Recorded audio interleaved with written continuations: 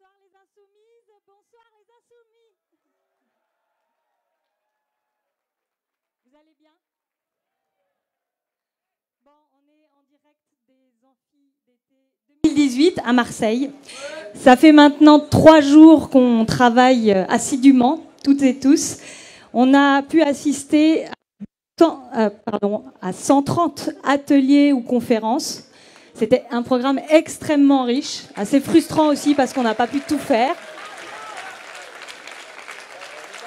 Ce sont 277 intervenantes et intervenants qui étaient là, dont 154 extérieurs à la France Insoumise. Certains venaient de très loin. Je pense qu'on peut les remercier et les applaudir bien fort. Et nous étions 3200 participants. Bravo à toutes et tous.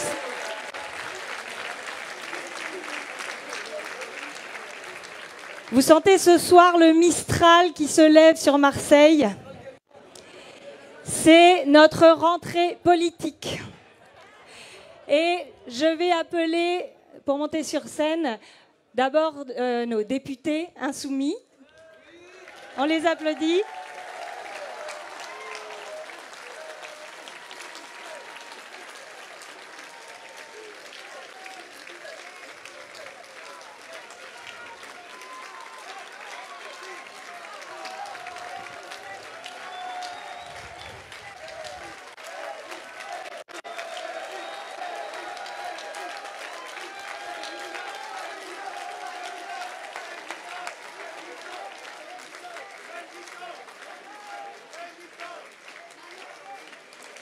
On va ensuite accueillir une partie des candidats aux élections européennes à monter sur scène.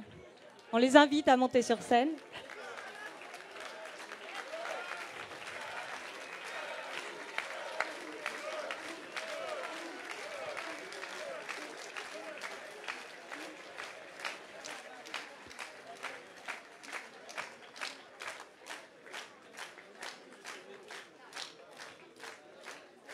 Voilà, installez-vous.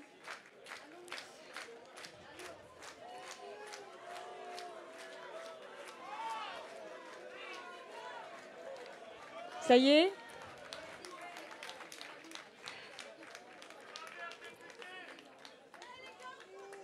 Et puis, ouais, vous pouvez les encourager un peu, allez-y.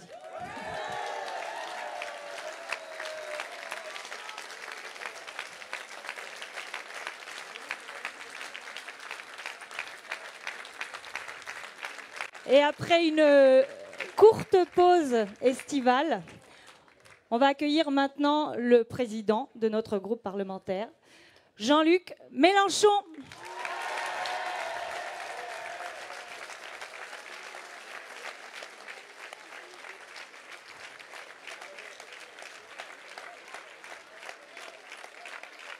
Est-ce qu'il est là?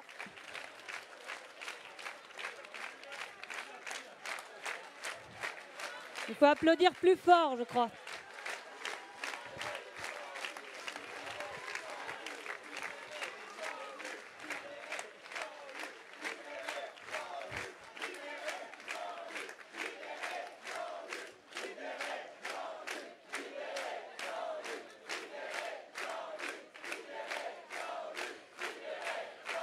Allez, encore un peu.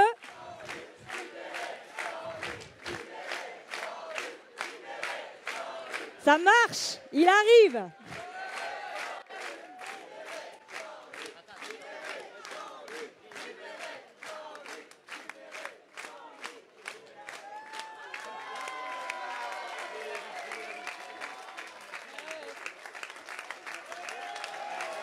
On t'attendait.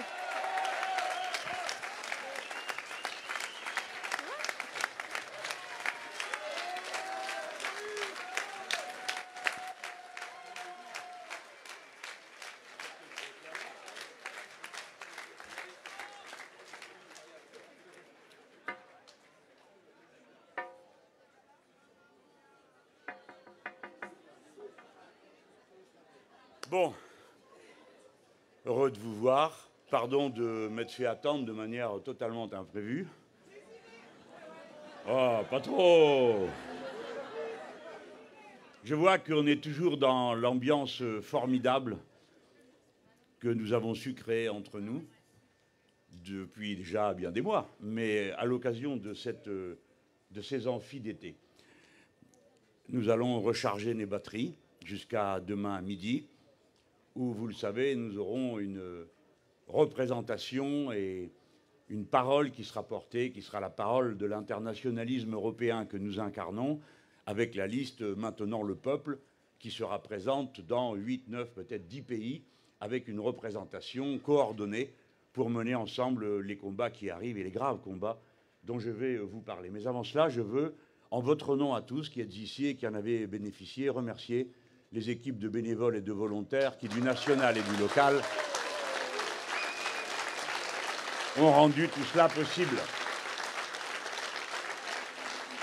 Et sans vouloir exagérer, je crois qu'on peut attribuer à Manuel Bompard un grand merci et un grand bravo, puisqu'il y a consacré son été avec les autres. Mais je veux d'abord et surtout remercier les invités, grâce auxquels nous avons pu augmenter nos connaissances, améliorer nos points de vue, chacun dans l'intimité de sa conscience, puisqu'ici il n'y a pas de dogme, et nous n'avons en commun, mais c'est déjà beaucoup, et vous savez combien de problèmes cela a réglé, un programme pour le reste. Chacun d'entre nous construit sa conscience politique à partir des matériaux qu'il reçoit à sa façon personnelle, et il n'y aura jamais de police de la pensée entre nous. Je veux le rappeler encore une fois, parce que tout notre mouvement, c'est celui des insoumis. Il repose sur la liberté de conscience individuelle et la capacité pour chacun d'être capable d'illustrer les vertus que nous voulons porter en commun. Je remercie donc ces invités, mais peut-être permettez-le de remercier spécialement ceux qui ont pris le plus de risques, c'est-à-dire les invités politiques et surtout ceux qui n'ont rien à voir avec notre famille, parce que je m'aperçois que c'était beaucoup plus compliqué pour eux que je ne le croyais d'abord, puisqu'il règne une telle atmosphère dans ce pays que des gens pas d'accord se mettent à discuter entre eux de manière civilisée passe pour un événement tout à fait hors du commun. Donc ça ne va pas arriver souvent dans la vie, mais je veux remercier les parlementaires de droite qui ont accepté de venir parler avec nous, parce que c'est des courageux. Et je vais vous dire une chose, les amis. Vous savez quoi ? Je suis obligé de dire que je crains, et je suis content de savoir qu'ils n'ont convaincu personne. Mais à l'inverse, dans l'autre sens, je veux dire à leurs partis respectifs qu'ils peuvent les conserver avec fierté, parce que, ils sont courageux, puis ils n'ont pas changé d'avis, alors que nous sommes si contaminants, comme tout le monde le sait, vu la crainte que nous inspirons. J'en profite, puisque j'en suis là, et qu'on m'a donné des règles assez précises de durée de parole, que je tâcherai de respecter, pour adresser un salut très amical à l'université d'été des mouvements populaires qui s'est regroupée à l'initiative d'Attaque dans la ville de Grenoble. Et je voudrais adresser le salut de la fraternité parce que beaucoup d'entre nous sont membres des associations qui sont là-bas et que personne ne peut oublier que l'honneur de la pensée altermondialiste a été reconstitué par les initiatives qu'ont pris une association comme Attaque, qui a été fondamentale et fondatrice pour beaucoup d'entre vous, qui ont découvert souvent la politique et la pensée sur le monde grâce à ce mouvement. J'espère que vous avez bien tous compris que vous êtes à Marseille. Vous êtes accueillis par Marseille Insoumise, mais je vais vous dire que même les autres qui ne sont pas insoumis, ils sont contents, il y en a de moins en moins, ils sont très contents de vous avoir ici comme invité. Vous êtes dans cette ville qui, dans les derniers mois, s'est illustrée, je crois, par deux initiatives qui nous représentent bien, même si nous ne sommes pas à l'initiative de ces deux initiatives, que ce sont les citoyens, mais que nous les avons accompagnés comme mouvement qui, après avoir été éclaireur, a été déclencheur d'actions bien souvent. Je pense à cette école que les parents d'élèves, avec l'appui de tous les groupes d'appui de la France Insoumise, ont repeint leur école. Et ils l'ont repeint parce qu'il y en avait assez d'envoyer des gosses de cet âge dans un bâtiment aussi laid.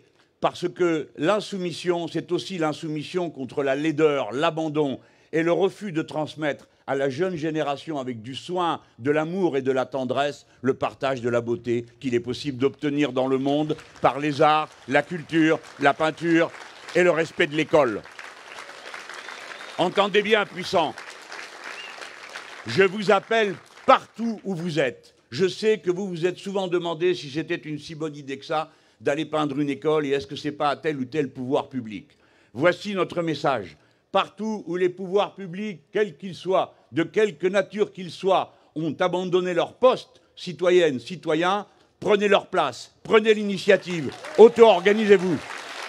Ce pays est à nous. Nous ne permettrons pas qu'on nous fasse vivre dans les déchets, la laideur. Je m'exprime devant vous une nouvelle fois, mais cette fois-ci, un peu dans le même habit que l'année dernière, comme président du groupe La France Insoumise. Et je sais que cette année, dans des conditions que je ne vais pas raconter ici, mais qui souvent ont été très pénibles, aussi bien sur le plan matériel, parce que nous avons été soumis à une pression inouïe. Imaginez-vous que nous faisons ce qu'on appelle, nous, des norias. Pour ceux qui ne savent pas ce que c'est, une noria, c'est une roue qui tourne et qui prend de l'eau. Nous faisons des norias de 3 jours, parce que nous sommes 17. Et que parmi nous, il y a des amis qui viennent de fort loin, comme c'est le cas de Jean-Hugues Ratenon, qui est à La Réunion, et qui, pendant des mois et des mois, fait chaque semaine le voyage pour être à la fois présent à La Réunion en fin de semaine et présent à l'Assemblée nationale, faisant chaque semaine 22 heures d'avion. Parfois, nous avons eu de l'amertume quand on a eu le sentiment qu'on profitait d'une faille dans le dispositif pour nous montrer du doigt. Voyez-vous, quand le président de l'Assemblée nationale a décidé à 1 h du matin que la séance continuerait jusqu'à 2 h, parce qu'1 h du matin, c'est considéré comme une heure normale pour délibérer sur la loi, et que ce jour-là, c'était le sujet du glyphosate, il en restait un parmi nous. Je rappelle que nous sommes seulement 17. C'était notre camarade Loïc Prudhomme. Et c'est Loïc Prudhomme qui a demandé le vote public. Mais je ne permettrai pas qu'on dise que c'était par négligence que nous n'étions pas là, parce que nous avions prévu d'être là pour le débat le lendemain. Je vous dis tout ça parce que n'oublions jamais que le combat politique, le combat citoyen est un combat qui se fait avec des êtres humains, des femmes, des hommes qui s'engagent, qui se dévouent, qui se dépensent, qui se donnent à leur combat politique. Et que d'abord on doit respecter cette ferveur de l'engagement physique, personnel, psychologique dans la lutte. Et c'est le même message que celui que je porte quand j'adresse ce salut aux salariés du McDo, lorsque de Marseille, qui a affaire à ce que nous détestons le plus, une multinationale qui ne respecte rien, qui ne paye pas d'impôts, qui maltraite son personnel, brave et dévoué, des fois depuis 20 ans, et qui leur annonce du jour au lendemain rien du tout, même pas s'ils seront repris ou pas, parce que les restaurants se vendent pour que les échanges permettent de contourner le code du travail. Mon cœur se tourne, comme le vôtre, vers ce délégué syndical qui, dans un moment d'épuisement psychologique que l'on comprend quand tout le monde se tourne vers lui, après tant de jours et de jours de grève, et qu'on lui dit « Et maintenant, qu'est-ce qu'on fait vu qu'il n'y a rien qui bouge ?» Et que lui, il se demande qu'est-ce qu'on peut bien faire, mais que c'est à lui qu'on pose la question. Et comme il ne savait plus quoi faire, il dit « Eh bien, puisque c'est comme ça, je vais me mettre le feu. » Ah, nous ne recommandons pas cette forme de lutte. Je l'ai pris dans mes bras et serré contre mon cœur, lui pleurant parce que c'est un homme, et qu'il a des enfants, et qu'il a une famille, et qu'après coup, il avait réalisé à quel bout on l'avait poussé. Mais c'est un héros, comme sont des héroïnes, ces femmes, ces hommes, ces gens qui sont là, qui se battent pour la décence commune, du droit de vivre dignement de son travail, en étant respecté comme une personne. Je préviens McDo, nous sommes des milliers et des milliers dans ce pays. Dans vos villes, tournez-vous vers ces restaurants pour voir si la dignité du personnel est respectée. Et s'ils vous appellent à la solidarité et à la lutte, allez-y, aidez-les, ce sont les meilleurs des nôtres. Bon, dans ce que je viens de vous dire déjà, vous reconnaissez les accents de ce que nous avons tous en commun. Nous autres, quand nous faisons de la politique, nous ne la faisons pas simplement en pensant au parcours de carrière que tel ou tel va faire. Nous ne le faisons pas autrement qu'en pensant à la condition humaine elle-même, parce que c'est par rapport à cela que nous sommes engagés. Nous pensons à l'humanité tout entière parce que nous pensons que ce qui est bon pour tous est bon pour chacun d'entre nous. Et donc nous pensons non pas à partir de nos différences, femmes et hommes, petits et grands, les divers genres, les diverses religions, nous pensons à l'être humain universel, semblable par ses besoins, ses aspirations, sur la terre entière. Et c'est pourquoi nous disons, parce que nous sommes ces gens-là, notre premier souci à l'heure à laquelle nous parlons, c'est le sort de la civilisation humaine. Plus que jamais, vous voyez qu'il y a un intérêt général humain qui est engagé et contredit par la pratique productiviste, extractiviste du capitalisme de notre époque, qui est tout entier au service de sa forme la plus concentrée, qui est celle de la finance, qui ne connaît aucune règle, qui n'en supporte aucune, et qui veut par-dessus tout imposer sa propre règle à tous les compartiments de l'activité humaine. Tant et si bien que nous voici rendus au pied du mur. Cet été, des millions de personnes ont compris une vérité que les grands et les puissants aimeraient bien qu'ils ne voient pas. Le changement climatique est commencé, hélas. Et c'est donc vers une situation entièrement et radicalement nouvelle que va l'humanité. Le contenu du cycle des saisons, le rapport de l'humanité à la nature, le rapport de l'humanité à la biodiversité dont il est une composante, tout cela est en train d'entrer dans une immense bifurcation dont personne ne connaît les règles. Et alors, nous serons interpellés pour savoir si, comme être humain et comme au premier temps de l'existence des groupes humains, nous irons en disant chacun pour soi, ou bien si nous irons en disant tous ensemble, c'est-à-dire que nous serons solidaires, d'abord pour faire bifurquer le système de la production, des échanges et de la consommation vers un modèle entièrement nouveau qu'il faut inventer et dont la règle va être donnée par le très grand nombre, par ceux qui y ont déjà pensé, par ceux qui ont déjà travaillé, par votre propre pratique. Mes amis, des phénomènes extrêmes sont en place. Parlez avec des marins si vous en connaissez. Ils vous diront qu'autrefois, l'événement maritime exceptionnel, c'était la vague de 20 mètres. Aujourd'hui, c'est la vague de 40 mètres qui est l'événement exceptionnel que l'on peut constater. Parlez avec les pompiers, tout le monde en connaît, et ils savent que dans les conditions du dérèglement climatique, compte tenu du sous-développement des systèmes de prévention publique du feu, compte tenu de la manière avec laquelle est traitée souvent la propriété sylvicole, eh bien, les incendies sont de plus en plus nombreux, et cet été, on en a vu de grandes dimensions qui, d'un seul coup, créent un changement complet là où ils interviennent. Et c'est ce qui se passe aux États-Unis, mais c'est ce qui se passe sur tout le pourtour de notre chère mer Méditerranée. Et où nous avons là la nécessité de ces tâches communes, de cet investissement commun européen, mais pas seulement européen, avec les peuples du petit bassin méditerranéen, avec les Marocains, les Tunisiens, les Libyens, les Algériens, les Espagnols, les Italiens, les Grecs, bref, tous ces gens de la civilisation européenne qui savons de quel prix nous paierons le fait de transformer au fond ce petit lac dont l'ouverture est si faible au détroit de Gibraltar que le contenu de la mer Méditerranée demande un siècle pour être renouvelé dans son contact au grand océan qui couvre la Terre entière. Des événements, donc, disais-je, extrêmes, et puis ceux qu'on voit moins, mais dont on perçoit la réalité.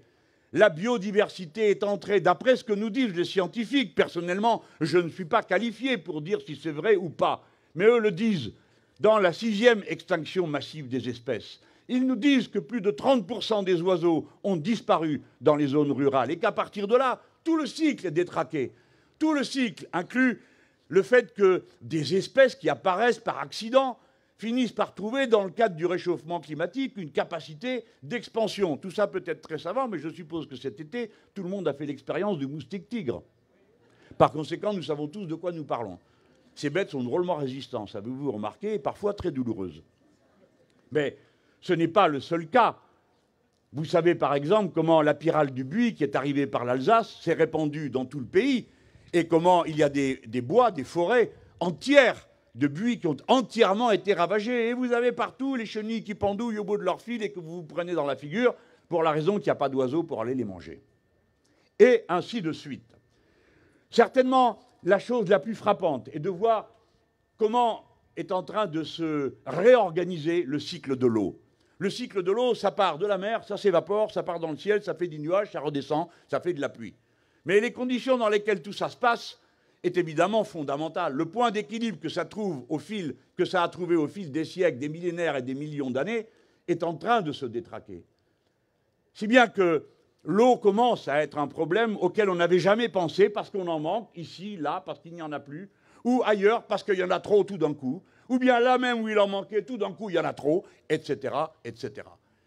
L'eau est le matériau. L'eau est consubstantielle à la vie humaine. 70% de la planète est couverte d'eau. 1 degré de réchauffement égale 7% de plus d'évaporation. Donc les irresponsables et les criminels qui laissent continuer la production des gaz à effet de serre et qui ne font rien contre sont ceux-là même qui, en réalité, sont en train d'organiser une illustration de la pire des sentences. Après nous, le déluge, parce que c'est ce qui va se passer. Voyez-vous, le cycle de l'eau pose une question qui est une question politique. Non seulement celle des conditions de la production et de l'échange qui conduisent à ce dérèglement du cycle de l'eau, qui est dorénavant irréversible, nous l'avons compris, puisqu'on a su cet été que la banquise du Groenland avait craqué alors qu'elle était considérée comme la plus stable du monde. Ce qui veut dire que les courants marins vont être profondément perturbés, ainsi que donc les saisons de pluie et les saisons de sécheresse, ainsi que le niveau de la mer, ainsi que sa salinité, etc., etc. L'eau constitue 65% du contenu d'un être humain. Le cycle de l'eau et le cycle des êtres humains sont étroitement imbriqués. C'est pourquoi je pense que nous autres, les insoumis, qui nous sommes ralliés à tant de luttes écologiques particulières, nous devons nous identifier pleinement à la cause de l'eau et peut-être même l'introduire dans notre symbole, le phi, qui est un symbole d'harmonie, de la proportion harmonieuse, pour que les deux, fusionnés en un seul, évoquent du premier coup d'œil ce que nous sommes, les défenseurs de l'intérêt général humain, avec une identification particulière. Il n'y a pas d'humanité possible autrement qu'en harmonie avec la biodiversité dont il est une composante et le seul écosystème compatible avec la vie humaine.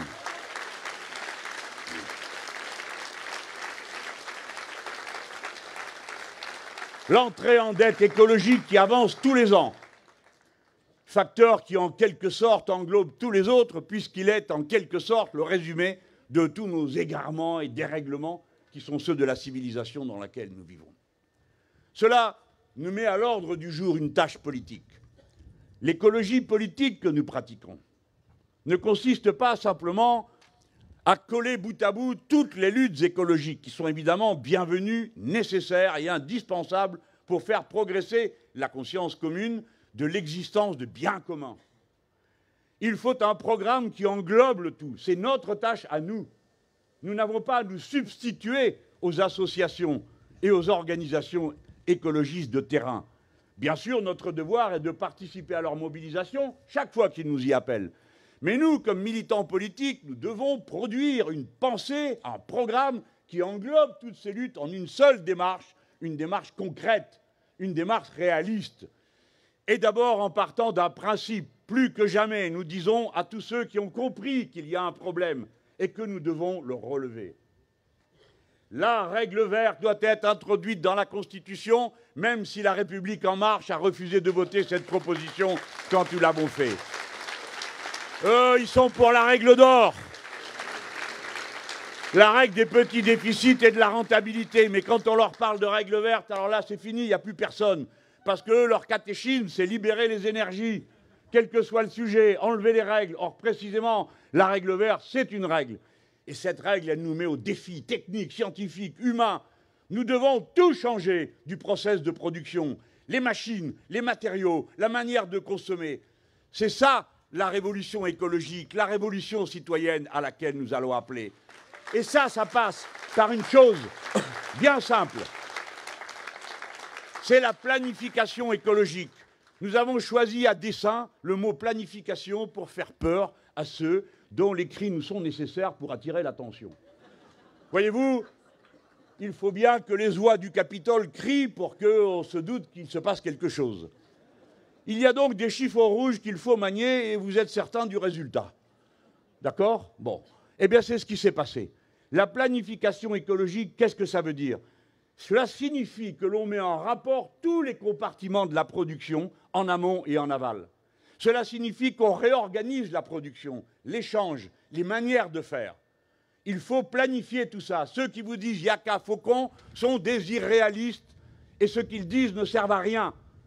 Ce qui sert, c'est qu'on ait un plan, qu'on sache où on va. Et alors, si on peut parler une fois de la grandeur de la France, peut-être que tout le monde ne supporte pas aussi bien que moi cette expression, alors que ce soit une grandeur technique, que ce soit la grandeur de l'horizon que nous nous fixons, des aspirations auxquels nous allons donner une réponse. Et nous appelons toute la jeune génération à s'atteler, à se préparer à cette grande modification, parce que son savoir, sa technique, ses connaissances, en relais avec ceux qui sont déjà aujourd'hui au travail, sont indispensables pour que nous réussissions à temps le changement dont nous avons besoin pour que l'humanité et la civilisation humaine aient un futur.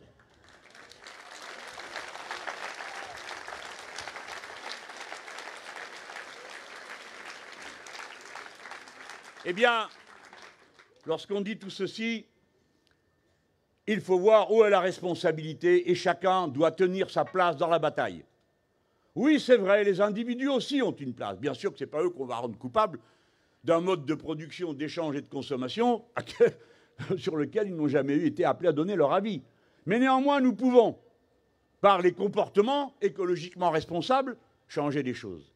Et nous allons le faire en montrant que nous sommes capables de retrousser nos manches exactement comme ceux qui ont repeint cette école.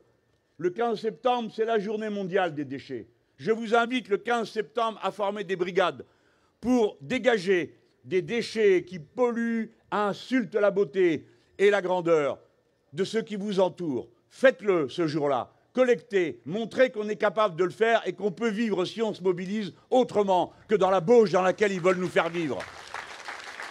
Je n'oublierai jamais que la première mobilisation d'auto-organisation que j'ai vue dans notre pays à l'appel des Insoumis a été après un porte-à-porte à Roubaix, dans lequel mes amis allaient d'une porte à l'autre, expliquer des choses importantes qui étaient dans le livret, dans le programme, et les gens disaient « Ah oui, oui, c'est très intéressant ce que vous nous dites, nous allons le lire, nous allons le lire. » Mais nous, ce qu'on ne supporte pas, c'est d'abord qu'en bas de chez nous, ça soit une poubelle. Et c'est ça avec quoi nous ne pouvons plus vivre. Et alors, mais les amis ont eu la bonne idée de se dire entre nous, bon, qu'est-ce qu'on fait? On continue à parler ou bien on fait? Bien sûr que ce n'était pas à eux de faire. Eh bien, ils ont trouvé la bonne idée qui a consisté à dire, tel jour on viendra, on enlèvera tout, venez avec nous. Et alors tout le quartier est venu.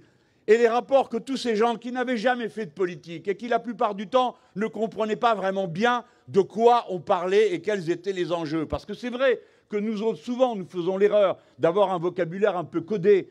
Nous avons l'habitude de distribuer des papiers extrêmement abondants, où il y a beaucoup d'adjectifs et beaucoup de virgules que certains nous proposent de torturer à longueur d'année dans des cénacles confidentiels, mais qui auraient au moins l'avantage d'organiser une division démocratique, puisqu'il y aurait des majoritaires, des minoritaires, des fractions, des courants, des machins. Rien de tout ça.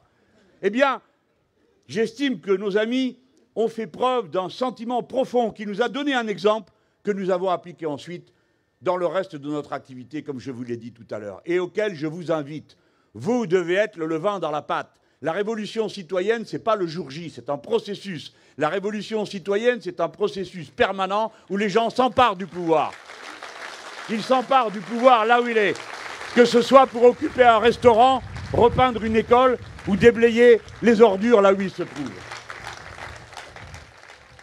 Je dois vous dire que j'ai lu il n'y a pas longtemps qui dit « Le seul niveau qui permet de répondre aux problèmes, c'est l'Europe ». Je suis désolé, non, ce n'est pas vrai. Le bon niveau, c'est le monde. Parce que l'océan, il est mondial. Parce que l'atmosphère, elle est mondiale. Parce que quand on pollue un endroit, tout le monde paye après. Et par conséquent, il est temps de se préoccuper des institutions mondiales. Et notamment renforcer le poids et la place de l'Organisation des Nations Unies, si imparfaite qu'elle soit. Parce que c'est la seule qu'on a. Et si vous ne réunissez pas les Nations Unies, alors vous avez le G8, où les 8 plus puissants décident pour tous les autres. Et puis après, vous avez le G20, qui sont les copains du G8 et qui n'ont plus qu'à faire ce qu'on dit les premiers, etc. Il faut donc valoriser cette action mondiale. Il faut lui donner du poids, bien sûr en montrant l'exemple. Mais l'exemple se montre du personnage singulier, je viens de vous en donner un exemple il y a un instant, au collectif. Et c'est là où on peut décider qu'on peut montrer l'exemple. Et c'est au niveau national aussi que nous pouvons décider. Il ne peut pas être question de se défausser sur le niveau supérieur pour dire ils n'ont qu'à s'en débrouiller et chacun reporte sur le suivant. Parce que quand vous arrivez au niveau européen, qu'est-ce qu'on vous dit? On vous dit il y a la compétition internationale, il y a les traités européens. Les traités européens interdisent qu'on mette des taxes carbone à l'entrée des frontières de l'Europe. Les traités européens interdisent, si jamais vous interdisez un pesticide dans votre pays, eh ben, ils interdisent que vous interdisiez aux autres produits de rentrée. Donc l'année dernière, on a interdit un pesticide qui se trouvait sur les cerises. Et qui a payé la note? Les paysans, les agriculteurs qui faisaient des cerises, parce que ça leur a coûté plus cher et on a permis aux cerises couvertes du produit qu'on venait de condamner de rentrer quand même en France. Par conséquent, l'Europe n'a pas tenu, et elle n'a pas tenu ses objectifs et ses promesses parce qu'elle a des traités qui le rendent impossible. Et tous ceux qui veulent nous faire contourner la réalité des traités, tous ceux qui disent « nous allons pouvoir faire ceci ou cela sans toucher aux traités ou à traités constants » comme ils disent, vous mentent. Ils mentent. Ce qu'ils font, c'est de l'arnaque, de l'enfumage. Et l'Europe est complètement en dessous de la main. Comment se fait-il, alors que tout le monde connaît le danger du nucléaire, comment se fait-il qu'il n'y ait pas de disposition européenne pour remplacer partout le nucléaire sur le sol de l'Europe? Et nous autres Français, est-ce que nous ne sommes pas les premiers responsables? Est-ce que nos centrales ne concernent pas aussi bien la France, qui n'a pas envie de les voir en danger, mais aussi les Belges, les Suisses, les Italiens, les Allemands, nos voisins? Et c'est nous-mêmes qui les mettons en danger, nous et personne d'autre. Donc nous avons une responsabilité dans ce domaine. Et de la même manière, cette Europe, contre la pollution de l'air, que fait-elle?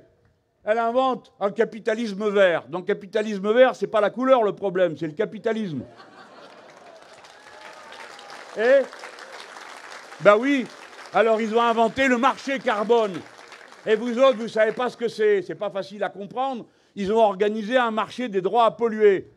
D'accord? Vous recevez des titres, après vous pouvez les vendre, ce n'est pas autant pollué que prévu. Je ne perds pas mon temps à vous expliquer ce que c'est. Dès la deuxième année, ça a été une catastrophe, tout le système s'est effondré dans les magouilles. Voilà l'invention suprême. Et même M. Hulot a dit que c'était une mauvaise plaisanterie, c'est vous dire. Et quand on arrive à leur faire comprendre quelque chose sur le plan écologique, qu'on leur dit, écoutez, 85% de la biodiversité marine, personne ne sait ce que c'est. Parce que telle est la vie, qu'on en sait moins sur la mer, qu'on en sait sur la Lune ou sur Mars. Mais 85% de la biodiversité qui est là, on ne sait pas ce que c'est. Et chaque fois qu'on trouve quelque chose, on apprend des choses extraordinaires. Parce que la sélection naturelle, au fil des millénaires, a mis au point des réponses aux principaux problèmes que nous ressentons et auxquels nous sommes confrontés sur le plan biologique. Je ne dis pas à tous. Mais on a quand même trouvé une manière de combattre le cancer grâce à telle ou telle éponge. On a trouvé un substitut au sang humain grâce à des vers, etc. Alors on leur a dit, il faut arrêter de passer vos fichus filets jusqu'au fond de la mer pour racler tout ce qui s'y trouve. Et une fois que vous remontez sur le pont, c'est là que vous vous mettez à trier. Vous ne triez pas au fond, vous triez sur le pont. Et là, vous jetez tout ce que vous ne pouvez pas vendre, vous ne savez pas ce que c'est comme bestiole, hein, vous en foutez, et puis pouf, vous gardez le reste pour aller le vendre. Et avec ça, vous êtes content. On finit par obtenir un compromis assez boiteux pour limiter la profondeur de la pêche. Alors ils disent, ah ben oui, ben on a une autre idée, une pêche innovante. Ça consiste à électrocuter les poissons et tout ce qui se trouve dans la mer. Eh bien, grâce à l'eurodéputé insoumis, on n'en a qu'un. Mais il fait son boulot, Younous Omarjee.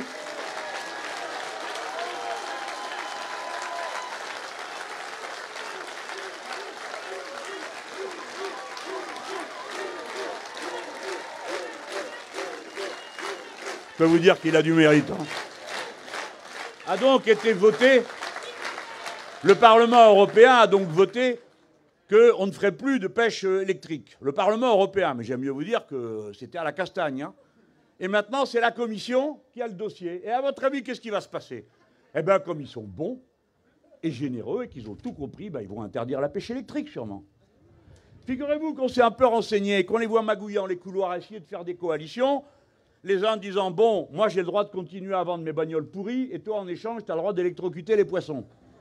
Bon, d'accord. Et ainsi de suite.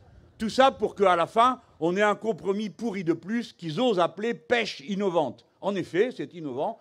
Les poissons sont brisés, leur squelette est éclaté par le choc de l'électricité, mais également tous les autres organismes sans qu'on sache au juste lesquels. Si bien que d'ores et déjà, les syndicats de pêcheurs, des petits pêcheurs, pas ceux qui passent avec une usine pour ramasser tout ce qu'il y a dans l'eau, des pêcheurs qui sont dans le secteur, qui font de la pêche artisanale, qui ont des quotas de pêche. Je peux vous dire, quand vous regardez ça de près, moi je m'y suis intéressé, j'ai été voir à quoi ça ressemblait, c'est incroyable. Je ne connais pas une production dont chaque produit est autant suivi que le produit de la pêche. Quasiment, on connaît chaque poisson qui arrive, par son prénom, et on lui met un numéro. Eh bien c'est comme ça. Et la pêche artisanale, elle laisse ses quotas et elle les respecte. Et ces gens-là, ces pêcheurs-là, sont les premiers à vouloir qu'on ne tue pas la réserve, parce que sinon, la fois d'après qu'on y viendra, il n'y aura plus rien. Eh bien, ces pêcheurs eux-mêmes disent, nous avons constaté que là où sont passés les bateaux de pêche électrique, eh bien, il n'y a plus rien les années qui suivent. Voilà. Tout à l'heure, je vais vous reparler de pêche, parce que, je l'ai dit, il y a le cycle de l'eau. Il y a le cycle de l'activité humaine. Et la pêche, les amis, ah, c'est un symbole. Regardez, tout le monde a compris que l'humanité a changé, moins 50 000 ans, néolithique, quand on a fait l'agriculture. Vous êtes d'accord? L'agriculture et l'élevage. Je ne vous demande pas votre avis sur l'élevage et sur l'agriculture, je vous dis juste que ça a tout changé. Ça a permis notamment de mieux nourrir la génération suivante, ce qui a permis un développement de la population humaine. Bien sûr, en même temps, au passage, on s'est ramassé les bestioles et les microbes que les animaux ont ramenés, mais bon, peu importe. Ça a permis ce saut. On voit bien, non, pas peu importe, bien sûr, excusez-moi, mais enfin quand même, oh, un peu de détente, hein. Oh. Ça va, déjà, je passe ma vie sous la loupe des médias. Si je me suis pas rasé un poil, on dit se néglige. Si jamais il y en a deux d'entre vous qui discutent sur un point du diable, si j'y connais quelque chose, on me dit se déchire sous les yeux impuissants de Jean-Luc Mélenchon. Oui, bon alors, par pitié, laissez-moi utiliser quelques adjectifs qui sont à la limite de ce que vous supportez. Et, bon, sinon, on peut plus rien faire. Mais, ça a tout changé. Eh bien, je pense que c'est un indice qui vous en dit long sur le point où en est la civilisation humaine. C'est qu'en 2013, pour la première fois dans l'histoire de l'humanité, on a mangé davantage de poissons d'élevage. L'élevage des poissons, c'est une barbarie qui vaut largement celle des pauvres mammifères. On a mangé plus de poissons d'élevage qu'on a mangé de poissons pêchés. C'est-à-dire qu'on est passé de la cueillette à l'élevage. Et dans des conditions, en très peu de temps, aussi épouvantables que celles qu'on a créées pour tous les autres animaux. Ça s'est passé en 2013. C'est un fait récent. Ça s'est passé sous vos yeux, cette grande mutation. Alors, la réponse, je vous l'ai dit, c'est la pêche innovante. Après, il y a eu l'affaire du glyphosate. On a répété sur tous les tons que c'était un poison. Sur tous les tons, on a dit, on s'est appuyé sur des expertises. Vous vous rappelez? Alors on a dit, oui, oui, qu'est-ce qu'il raconte celui-là? Il y a même eu un ex-ministre de l'Agriculture, très intelligent, qui a dit, je ne vous dis pas lequel, parce que comme ça vous faites un paquet avec tous ceux qui sont passés là, et qui a dit, ouais, bon, on interdit le glyphosate, et qui c'est qui va l'arracher, la mauvaise herbe? Vous savez qui c'est? Un aigle, Stéphane Le Foll. Bon. Les glyphosates, je vais aller vite, parce que vous connaissez la cause. Les glyphosates, nous sommes persuadés, par les travaux de ceux qui ont travaillé sur la question, que ce pesticide est dangereux. Là, pour le coup, je dois peser mes mots, parce que sinon, je vais me faire traîner. J'ai déjà un procès avec la Société Générale pour être traité de menteur. Alors, il ne me manque plus qu'à avoir Monsanto sur le dos. Et vous pouvez commencer à préparer les oranges à m'amener. Hein. Monsanto est fusionné avec Bayer. Bayer est un grand par la taille, hein, chimiste allemand. Les intérêts de Bayer sont donc directement portés par le gouvernement allemand de Mme Merkel et de toute la droite allemande qui est d'accord pour que ça se développe. C'est un monstre que nous affrontons. Ce dont nous sommes persuadés, et je pèse mes mots, c'est que le modèle de recours à des quantités pareilles de pesticides, alors que des alternatives existent aux pesticides chimiques, que les gens savent les mettre en œuvre dans le cadre d'une autre agriculture paysanne, relocalisant les productions et permettant à la petite production d'arriver à vivre dignement de son travail. Alors que nous savons faire tout ça, le fait qu'on continue à utiliser des doses pareilles de pesticides est en train d'appauvrir les terres partout et en même temps d'attenter à la génération humaine elle-même. Renseignez-vous autour de vous. Le nombre des malformations et les épidémies de certaines malformations sur la génération suivante ont des origines dans la nourriture et dans la manière avec laquelle nous traitons l'air et nous traitons le sol.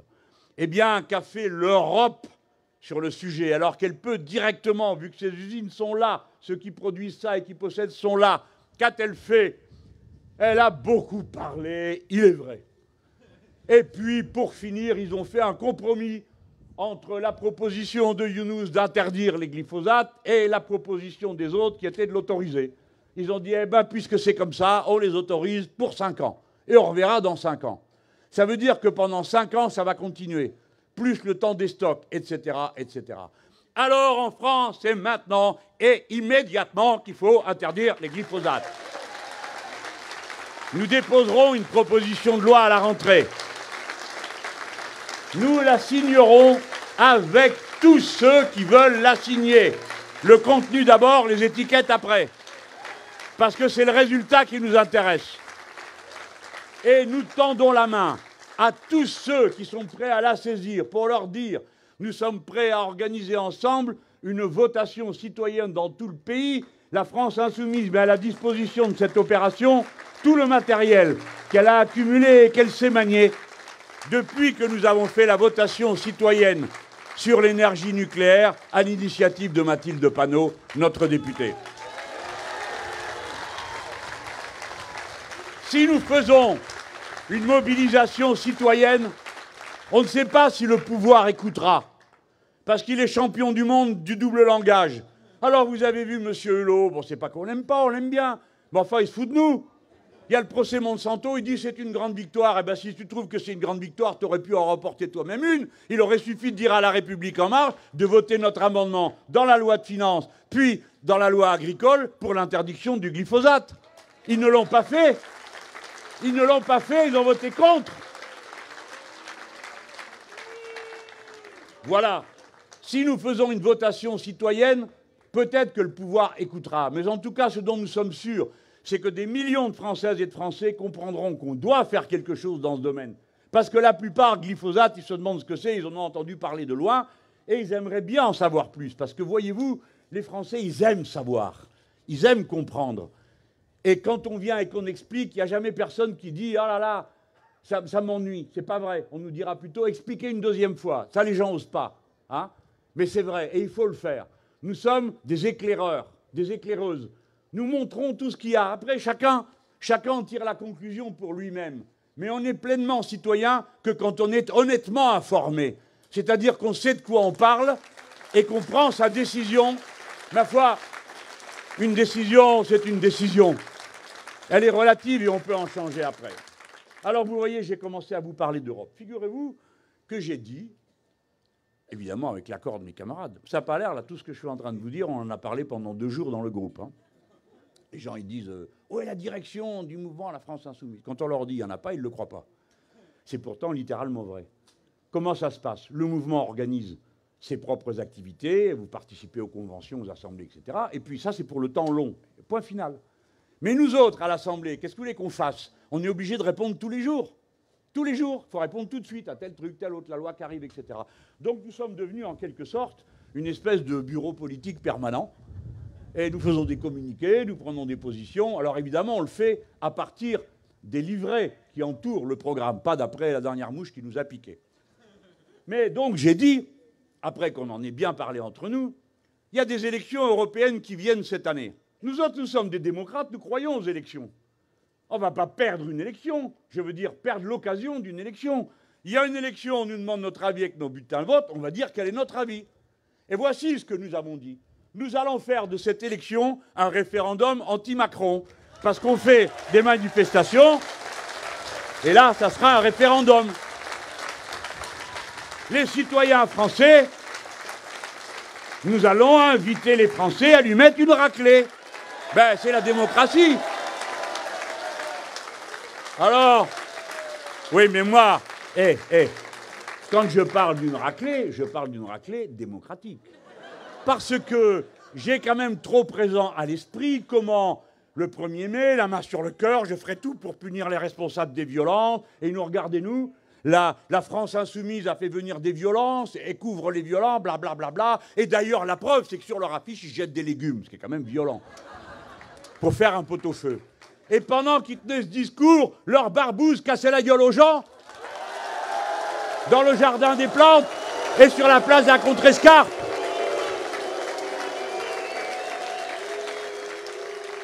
Ce sont des menteurs, des hypocrites, des faux culs qui disent une chose et en font une autre.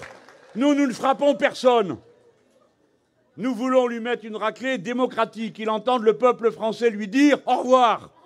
Et on a dit hier, eh bien s'il reste, il a le droit. Mais si la question est stop ou encore, notre réponse est stop. Bon, on a le droit, c'est une démocratie. Et on le fait dans les urnes. Alors ils prennent tout de suite leur air sucré. Regardez, nous disent-ils, ils n'admettent pas leur défaite de 2017. Ben non. Ben évidemment que non. Et on va continuer jusqu'à ce qu'on gagne. C'est aussi simple que ça. Mais, dans le respect de la règle démocratique, on ne l'a pas choisi, nous. C'est pas nous qui avons créé la Ve République, mais nous respectons le cadre dans lequel nous nous battons. Nous le respectons, nous. Si bien que quand on apprend que des barbouzes ont les activités que vous savez, nous demandons au Premier ministre de venir nous expliquer au Parlement. Et qu'il faut 3 jours pour arriver à obtenir, pas la visite du Premier ministre, parce qu'il était au Tour de France, pas la visite du ministre des Relations avec le Parlement, parce qu'il était à la buvette, pas la ministre de la Justice, parce qu'elle est restée 3 jours la bouche fermée en disant « Moi, je ne peux pas me prononcer sur une affaire qui a commencé dans la justice. » Ah bon? Pourquoi? Vous êtes procureur? Vous êtes juge? Non, vous êtes une femme politique. Vous avez ruiné votre crédit en restant muette là. Vous n'aviez rien à dire politiquement sur l'affaire. 3 jours de silence. 2 jours pour obtenir une commission d'enquête. Et encore, ils l'ont fait parce que aussi, il y avait la commission d'enquête au Sénat. Nous avons respecté la démocratie parlementaire. Et l'autre, il a fallu lui déposer 2 motions de censure pour qu'ils veulent bien venir et s'expliquer comme n'importe quel parlement du monde a le droit de le faire par rapport à un pouvoir exécutif. Monsieur Philippe s'est caché parce qu'il ne voulait pas répondre des actes de monsieur Macron. Et monsieur Macron s'est caché parce qu'il ne voulait pas répondre des actes de monsieur Benalla, parce qu'il y a je ne sais quel secret entre eux qu'on ne peut pas dire et sur lequel on ne peut pas parler. Et comptez sur les commissions d'enquête pour en savoir bientôt davantage. En attendant,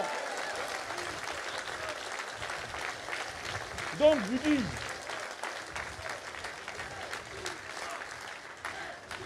exactement.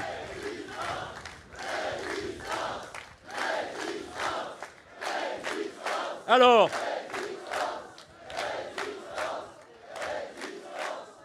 j'ai à peine fini de dire que c'était un référendum anti-Macron que M. Castaner, le ministre des Relations avec le Parlement, et quand même, il n'est pas. Ouais, on peut dire qu'on n'aime pas ce qu'il dit, mais enfin bon, on va.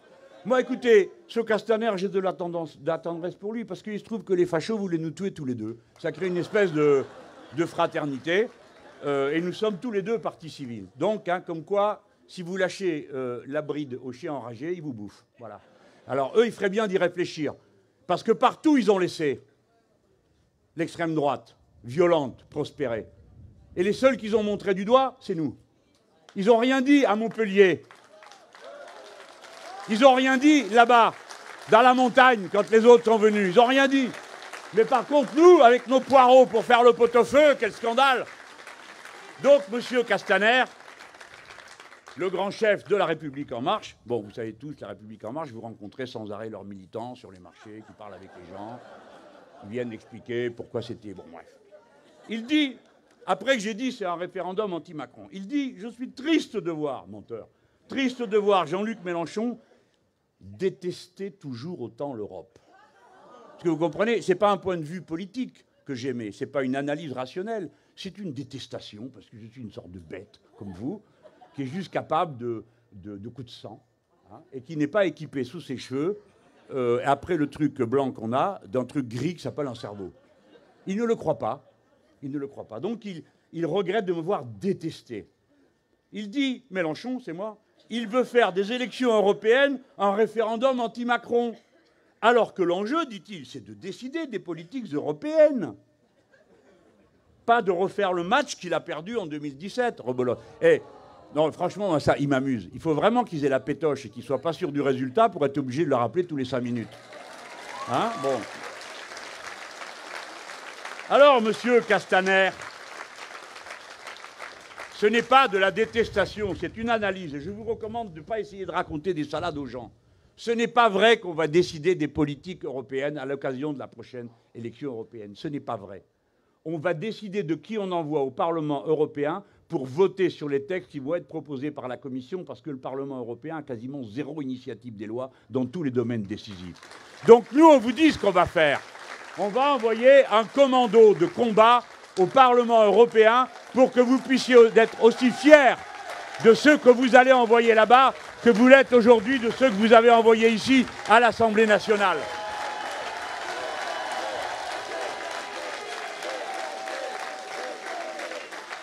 Exactement, dégagez.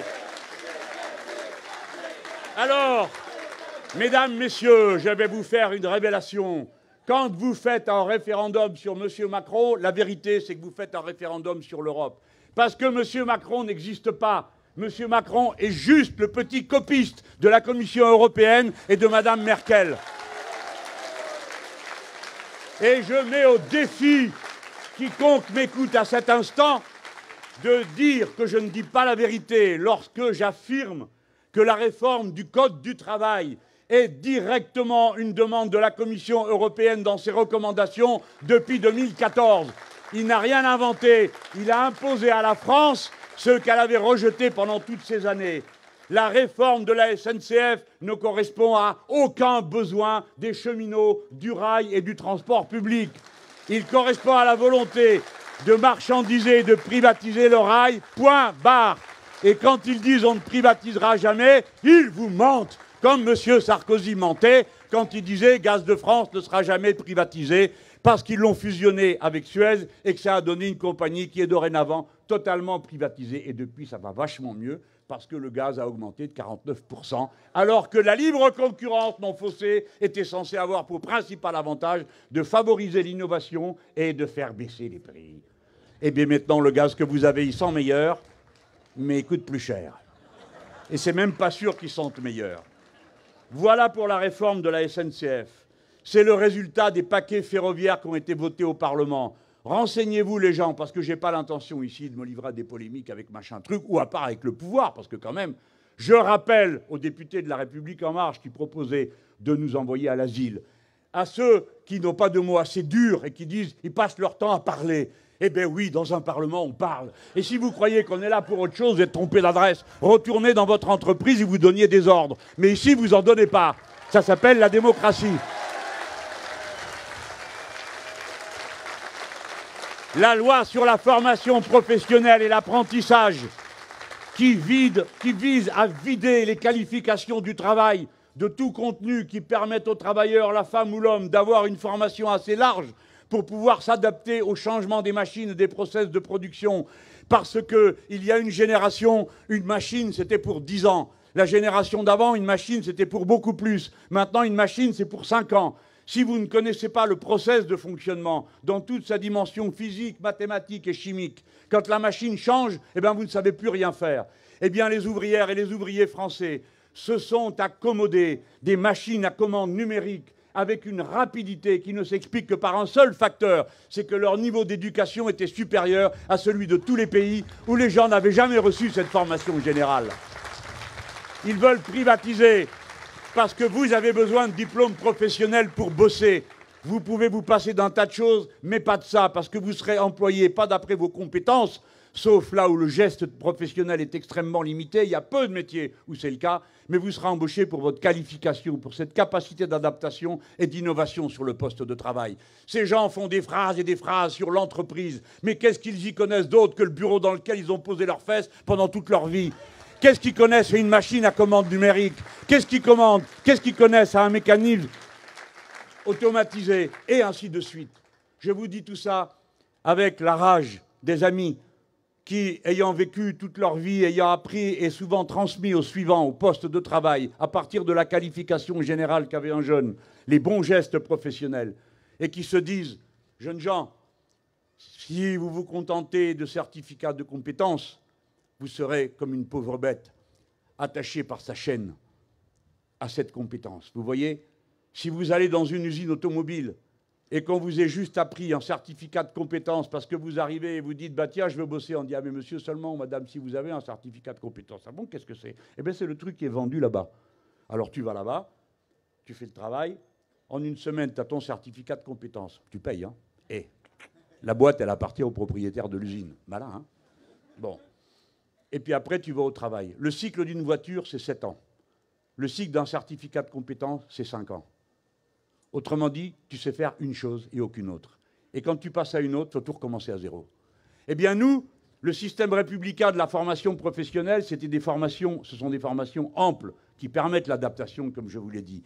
Changer ce système pour essayer d'imiter la catastrophe que les anglo-saxons ont appliquée chez eux, qui conduit au fait qu'ils ont un mal de chien à trouver des ingénieurs en quantité suffisante et des ouvriers hautement qualifiés comme nous en disposons avec notre système. C'est ça qu'ils ont appliqué. Ça, c'est la demande de l'Europe. C'est la demande de l'Europe. C'est la Commission européenne qui a imposé ça. Ce n'est pas eux qui l'ont trouvé. Ce sont des petits copistes. La privatisation partout. Eh bien, il y a 3 ans de ça, à l'époque, j'étais député européen. Passe un truc sur les barrages. Je me dis, mais c'est pas vrai, ça va être la révolution. Ils privatisent les barrages. Expliquez-moi voir à quoi ça sert, du point de vue du fonctionnement d'un barrage, que ce soit une propriété privée.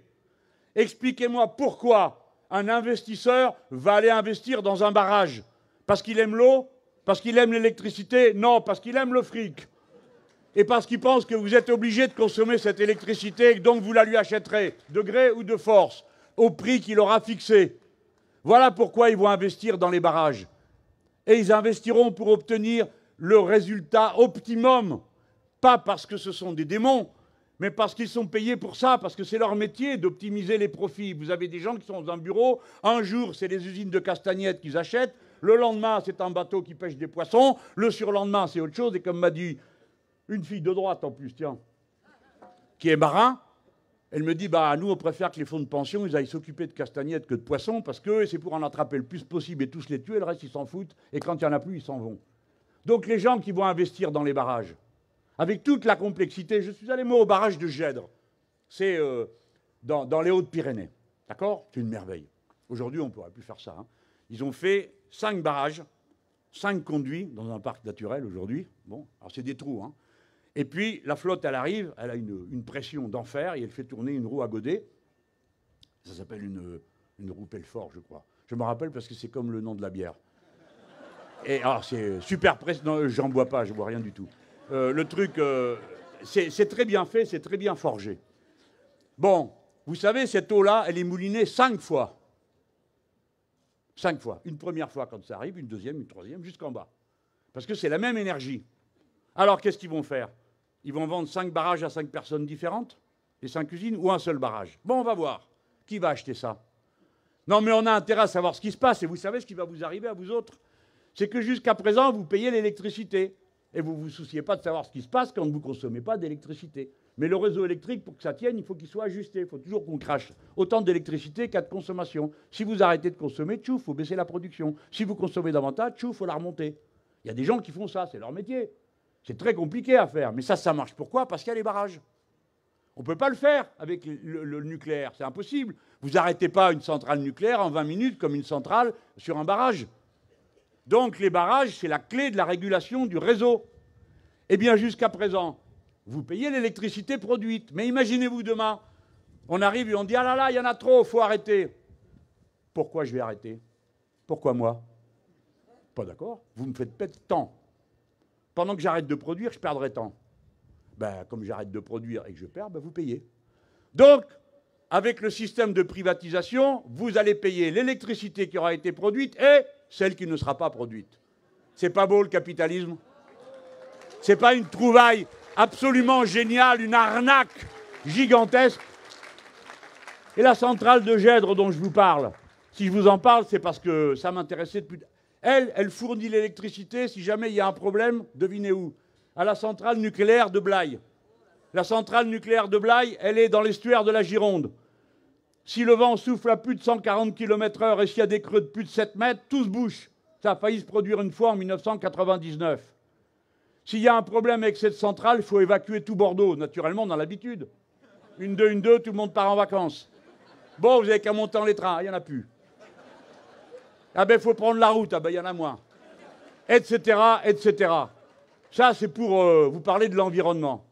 Mais, quand même, le gars qui prend la décision dans la centrale privée, et puis au barrage privé, l'ingénieur qui dit, moi, je ne le sens pas ce coup-là. Ça va mal tourner, cette histoire. Il y a trop de pluie, il y a trop de creux, on arrête. C'est ce qu'a fait l'ingénieur en 1999 qui nous a tiré d'affaire. Mais si l'ingénieur, il a la hiérarchie sur le dos, qui lui dit « Dis donc, toi, qui c'est qui t'a demandé d'arrêter? T'as bien vu, il s'est rien passé. » Ben, il s'est rien passé parce que j'ai arrêté. Oui, ça, c'est toi qui le dis. C'est comme ça que ça va se passer. Et si tu as arrêté, ça veut dire donc qu'on a dû acheter de l'électricité là-bas au barrage, qu'on ne leur prenait pas, donc maintenant il va falloir payer. Donc l'ingénieur et le responsable de la sécurité de la centrale nucléaire, il ne va pas avoir simplement la vigilance sur l'état de la machine, il va falloir aussi qu'il se préoccupe de savoir combien ça coûte de prendre une décision. Eh bien ça change la manière. Et le rapport que vous avez à l'intérêt général de tous ceux qui se trouvent autour de vous, même si vous bossez dans une boîte privée, parce que les gens qui bossent dans les boîtes privées aussi, ils ont une conscience humaine, aussi, ils ont le sens des responsabilités. Mais ils ne le perdent que parce qu'on les oblige à le perdre et qu'on les paye pour le perdre. Voilà. Tout ça, c'est l'Europe. Et maintenant, je vais même vous parler d'un sujet qui, paraît-il, est délicat pour nous. Il ne l'est nullement. C'est celui des vagues d'immigration auxquelles nous assistons. Notre position est la suivante. Vous avez le droit de l'interpréter, vous avez le droit de la dénigrer, vous avez le droit de la discuter, mais vous n'avez pas le droit de nous imputer une position qui n'est pas la nôtre. Notre position est la suivante. Votre attitude est irraisonnable parce qu'elle est irraisonnée. Vous comptez sur la peur. Vous espérez submerger toute la discussion politique par un sentiment de peur d'une invasion qui n'existe pas.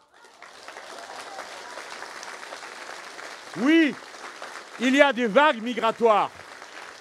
Oui, il y a des vagues migratoires. Oui, elles peuvent poser de nombreux problèmes aux sociétés d'accueil. Elles posent de nombreux problèmes quand certains s'en servent pour faire sur le dos des malheureux du profit. Quand Mme Merkel fait rentrer 1 million de personnes, dit-elle, c'est-à-dire 800 000, elle réussit au tour de force 15 jours après de créer le salaire, qui était le salaire à 1 euro pour les pauvres, de le faire passer à 80 centimes. Alors imaginez-vous que les syndicats ouvriers allemands ne sont pas d'accord et qu'on peut parfaitement comprendre qu'ils ne soient pas d'accord. Et on n'a pas le droit de reprocher aux ouvriers allemands de réagir de cette manière. Et nous avons toujours réagi de cette manière. Si vous lisez Jean Jaurès, si vous lisez tous les penseurs du socialisme, ils ont toujours dit « vous vous servez de l'immigration pour abaisser le coût des salaires. Vous vous en servez pour lutter contre les acquis sociaux. » Honte à vous qui nous parlez d'appel d'air parce qu'on n'a pas rejeté les gens à la mer, parce qu'on ne les a pas laissés mourir sur place, ça serait un appel d'air.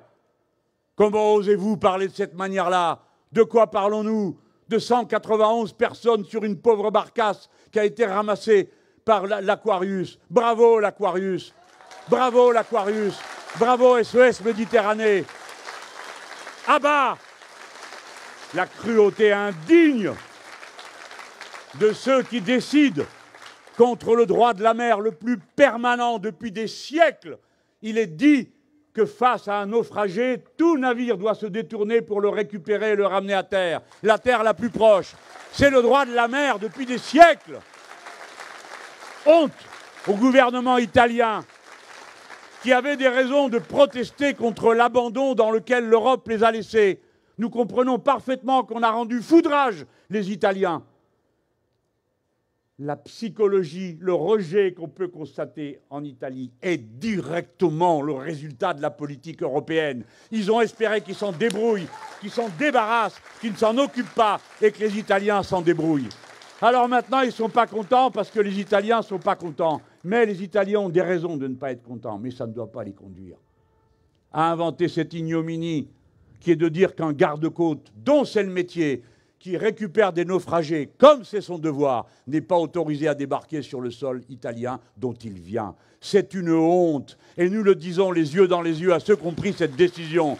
Vous n'avez pas le droit de vous servir de ces 191 malheureux pour essayer de mener votre bataille avec l'Europe. Faites-le comme nous, à la loyale, avec des bulletins de vote, avec des discussions, avec des négociations, mais pas en utilisant les pauvres êtres humains qui sont là comme une monnaie d'échange. Je le dis donc, il n'y aura pas d'exception pour la France insoumise. Le devoir de soutien à la détresse, la protection de ceux qui sont dans la misère et le danger est un devoir pour nous quand les gens ont touché le sol sacré de la terre de la patrie. C'est la révolution de 89 qui avait dit « Cette terre est la terre de la liberté ». Mais bien sûr, nous ne sommes pas angéliques. Nous sommes des gens raisonnables, c'est-à-dire qui raisonnons. Et je vais vous dire que les autres gesticulent. Ils nous ont fait une loi asile-immigration. Je vous invite à écouter les vidéos où vous entendez les discours de Daniel Obono et d'Hugo Bernalicis et des autres camarades sur le sujet. Aucun d'entre nous n'est un doux rêveur qui dirait « Eh ben oui, tout le monde a qu'à le faire, se déplacer ». C'est pas vrai. Parce que nous savons que ces déplacements-là, ils sont contraints et forcés. Les gens, ils partent pas par plaisir. Ils partent parce qu'on les a fait partir. Et qui les a fait partir? L'Europe, les États-Unis, le capitalisme. Et je vais vous en donner une preuve immédiate. On met plus d'argent pour s'occuper de l'opération Barkhane qu'on en met pour l'aide au développement des pays qui se trouvent dans cette zone. Alors si vous vous demandez pourquoi les gens partent, ils partent parce que les partenariats économiques que l'Europe a inventés exigent de ces pays qui suppriment les droits de douane. Parce que l'argent qu'on verse maintenant, on le verse à des dictateurs à qui on demande une seule chose, de bien vouloir verrouiller leur propre peuple. Et que vous finissez par voir des gens monter dans des fourgons de police, marqués dessus, avec l'aide de la communauté européenne. Parce qu'on a donné 3 milliards à monsieur le président de la République de Turquie pour bloquer les gens à la frontière, à la Syrie. La frontière d'une guerre à laquelle sont directement partie prenante les nations de l'Europe. Voilà la vérité. Si vous voulez faire quelque chose d'utile, arrêtez de demander à l'agriculture paysanne africaine de s'intégrer dans le marché mondial, c'est-à-dire de détruire les agricultures vivrières pour produire du riz qui ne mange pas, du blé dont ils n'ont pas besoin, mais qui permet de figurer dans les statistiques internationales. Si vous voulez faire quelque chose d'utile, arrêtez de faire des contrats de pêche qui permettent aux grandes compagnies européennes, moyennant finance à l'État considéré, pour aller ramasser tout ce qu'il y a sur les côtes, si bien que les pêcheurs qui ont vécu depuis des générations du produit de la pêche artisanale ne peuvent plus vivre, sont obligés de partir en ville, et de la ville de partir vers les pays où on leur dit qu'il y a du travail. On leur dit il y a du travail et vous serez riches, comme ils ont dit à mon arrière-grand-père, qui était un malheureux de là-bas du fin fond de l'Andalousie et qui est parti avec son bourricot, sa femme et ses 2 premiers gosses, parce qu'on leur a dit, vous allez voir, aller en Algérie, c'est le pays de cocagne. Et où ils sont allés travailler comme des animaux et où ils sont morts aussi pauvres qu'ils étaient en arrivant. Alors moi, je fais partie de ces Français. Un Français sur 4 qui a un grand-père ou une grand-mère qui est un exilé. Ayez au moins l'honneur de penser aux vôtres qui se sont sacrifiés pour que vous soyez là, en train de dire des horreurs contre ceux qui vous ont suivis. Si vous voulez faire quelque chose d'utile, allez voir en Afrique et demandez-vous pourquoi le lac Tchad a perdu 90% de sa flotte. Qu'est-ce que ça a à voir avec le changement climatique? Qu'est-ce que ça a à voir avec les pratiques agricoles que vous avez imposées à ces gens qui avant n'avaient jamais consommé des quantités pareilles d'eau? Si vous voulez faire quelque chose d'utile qui empêche les anciens agriculteurs morts de famine et de détresse d'aller s'enrôler comme mercenaires dans d'invraisemblables bandes armées qui, sous couvert d'islam, terrorisent tout le monde, si vous voulez empêcher ça, permettez-leur de revivre dignement de leurs revenus, d'être d'honnêtes paysans, d'être d'honnêtes pêcheurs, d'être d'honnêtes artisans de toutes sortes qui travaillent autour de ces activités. Aidez à remettre de l'eau dans le lac Tchad parce qu'on sait comment faire. Et alors, c'est 5 pays que vous tirerez d'affaire. Alors oui, c'est vrai. Quand nous votons dans un référendum contre M. Macron, nous votons contre toute la politique qu'il approuve et qu'il soutient. Lui, le commissaire européen, qui s'en va faire le tour des dictateurs et faire des selfies avec eux, et toute cette bande de sauvages qui sont en train de plonger leur propre pays dans des abîmes de misère. Voilà ce qu'il faut faire d'utile. Et voilà pourquoi, quand on va mettre un bulletin de la France insoumise aux élections européennes, c'est un pied de nez qu'on fait à tous ces gens. C'est une manière de leur dire « Dégagez, allez au diable !»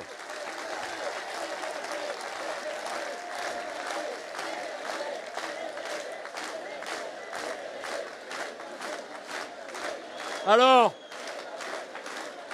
il paraît que nous voulons détruire l'Europe. Mais qu'est-ce que c'est que cette histoire? L'Europe, c'est un bout du continent eurasiatique. S'il fallait vraiment penser des coopérations qui soient réellement efficaces, on ne se contenterait pas d'aller du côté où on peut trouver des clients pour l'OTAN.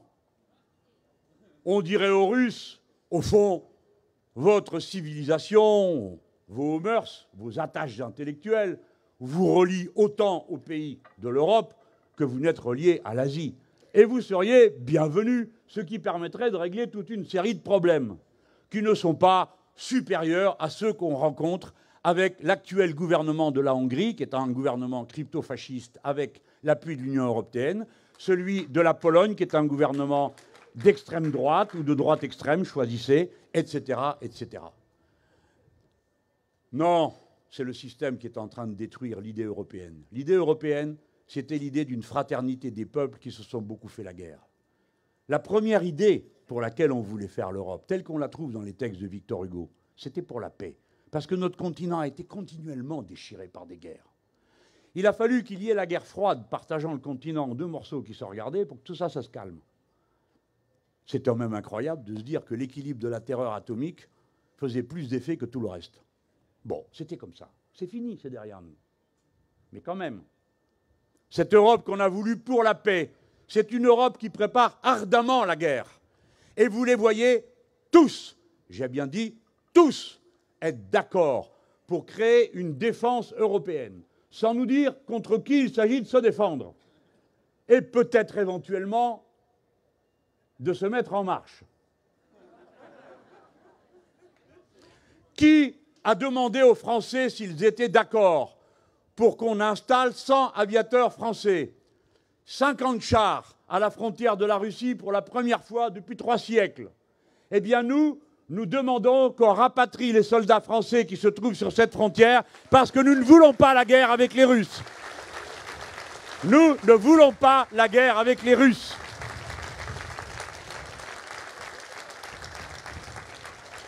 Tous, la droite, la République en marche, le PS, Europe Écologie Les Verts, tous sont pour l'OTAN, la défense européenne dans le cadre de l'OTAN. Et aujourd'hui, la seule cause commune qu'ils trouvent aux Européens, le seul projet commun, c'est d'organiser cette Europe de la défense, c'est ce qu'avait dit l'autre nigo, François Hollande. Il avait dit, ben, il reste un rêve européen, l'Europe de la défense. Il n'y a que lui qui fait des rêves pareils. Mais voilà pour la paix. Pour l'écologie, je vous ai dit tout à l'heure où on en était. Et quant au social, tant qu'ils organiseront la compétition de chacun contre tous, ce sera la guerre dans chacun des pays, de chacun contre tous et entre les pays. Mes amis, quand ils ont décidé d'appliquer cette politique avec cette férocité en jouant du tam-tam, ils disaient la France ne veut pas se réformer. Bon, on se dit, mais de quoi ils parlent? Nous sommes tout à fait d'accord pour faire une réforme, pour avancer l'âge de la retraite. Nous sommes tout à fait d'accord pour diminuer le temps de travail. Nous sommes tout à fait d'accord pour faire une réforme pour augmenter les salaires. C'est possible. En fait, leur idée, c'est de faire l'Europe en défaisant la France. Et quand je m'exprime de cette manière-là, je dis bien faire l'Europe, celle de l'argent, celle du pognon, en défaisant la France, celle de la sécurité sociale, celle de la République, celle des avantages acquis, celle du système de santé qu'ils sont en train de détruire. Vous avez, je l'espère, entendu parler de la demande de l'Europe. Je ne vous lis pas la citation parce que c'est le sabir européen, c'est quasiment incompréhensible dans une langue humaine. C'est l'Europe qui a demandé que tous les systèmes européens de retraite soient harmonisés et qu'on mette en place un système durable, blablabla. Bla, bla, bla. Vous avez compris. Et voici comment le petit copiste a traduit ça. Il a dit il faut changer tout ça parce que c'est illisible. C'est un problème de tête d'œuf. Le gars dans son bureau, il n'arrive pas bien à retenir toutes les formes de retraite. Mais je vais vous dire, si je suis un cheminot, je vois ma retraite. Et ça ne m'empêche pas de dormir, de ne pas savoir comment est payée la retraite du pharmacien ou du gazier. Parce que, et ce n'est pas mon truc, c'est le syndicat, ils me disent qu'il faut en penser sur le sujet, mais je ne peux pas tout savoir. Je m'occupe déjà de mes affaires. Et puis notre retraite, dans telle ou telle branche, on a amélioré tel aspect ou tel autre, à l'occasion de tel conflit. C'est une longue histoire que tout ça. À la place de la retraite par répartition. La retraite par répartition, ce n'est pas juste un système technique. La retraite par répartition, c'est un projet de société. Ça veut dire ceux qui sont au travail payent le revenu de ceux qui n'y sont plus parce qu'ils ont assez travaillé comme ça. Et ça, depuis que le monde est monde, c'est comme ça que ça se passe. Quand vous allez au musée de l'homme à Paris, ils vous reproduisent une grotte du néolithique et vous avez là ce qui reste d'une femme qui était là, avec des habits de reine, avec des coquillages et tout ça. Et quand ils ont examiné ce qui restait d'os, ils découvrent qu'elle avait eu des fractures partout. Si cette femme avait survécu, parce que ce sont des fractures soudées, ça veut dire que parce que ceux qui étaient vivants, qui avaient quand même autre chose à faire, se sont occupés d'elle, qui n'étaient pas en état d'assurer sa propre survie. Ça veut dire que depuis que le monde est monde, depuis qu'il y a des groupes humains, ceux qui pensaient qu'à leur gueule ont fini par disparaître. Tandis que les autres qui s'entraidaient, ils ont duré, et ce sont nos parents. Et la retraite par répartition, c'est ça que ça incarne. Chacun donne d'après son revenu, et ensuite il touche d'après ce qu'il a fait dans sa carrière. Bon, vous connaissez ça. Donc il faut qu'il y ait du boulot. Il faut qu'il y ait du monde qui travaille. Si vous remettez 1 million de personnes au travail aujourd'hui, les caisses de la Sécu débordent pour les retraites. Rappelez-vous, on l'a fait en l'an 2000. Il y avait 1 million de personnes qui étaient retournées au travail. Tous les comptes sociaux étaient ouverts. Racontez pas d'histoire. Ce n'est pas la structure de l'organisation du système des retraites par répartition qui est en cause. C'est le niveau du travail, le niveau du chômage. C'est la façon avec laquelle nous vivons qui est la cause des difficultés de gestion des comptes des retraites. Alors, monsieur Je sais tout va vous proposer un système où 1 euro donne les mêmes droits pour tout le monde. Menteur. Même dans ce système-là, tu es un menteur. Le système de retraite par points, toute votre vie, vous savez combien vous cotisez et combien il vous coûte. On vous dit chaque année, le point coûte tant, et vous avez des points. Et quand vous arrivez au moment de partir à la retraite, vous vous dites, ah ben c'est temps maintenant, on vous dit, ben voilà combien vous avez de points. Et on regarde. Et votre point, madame, monsieur, vous ne savez pas combien il vaut. Vous savez combien vous l'avez payé, mais vous ne savez pas combien il vaut. Donc vous ne savez pas quelle va être votre retraite. Et vous savez de quoi ça va dépendre? Je vais vous le dire. De combien d'années vous avez cotisé. Donc, ben, vous pouvez toujours continuer à cotiser. Hein. Alors, encore un petit coup, là. 62, 63, 64, 65, 66, 67, 68, 69. Il y a même déjà des pays qui ont dit 70, c'est raisonnable, puisqu'on vit plus longtemps. C'est nous qui devons leur dire, hein, mes chers amis, on vit plus longtemps, parce qu'on travaille moins longtemps. Ça pourrait arriver jusqu'au fond de votre cerveau, d'arriver à comprendre ça. Mais bon, laissons ça de côté. Donc, il y a la durée. Vous serez poussé à continuer.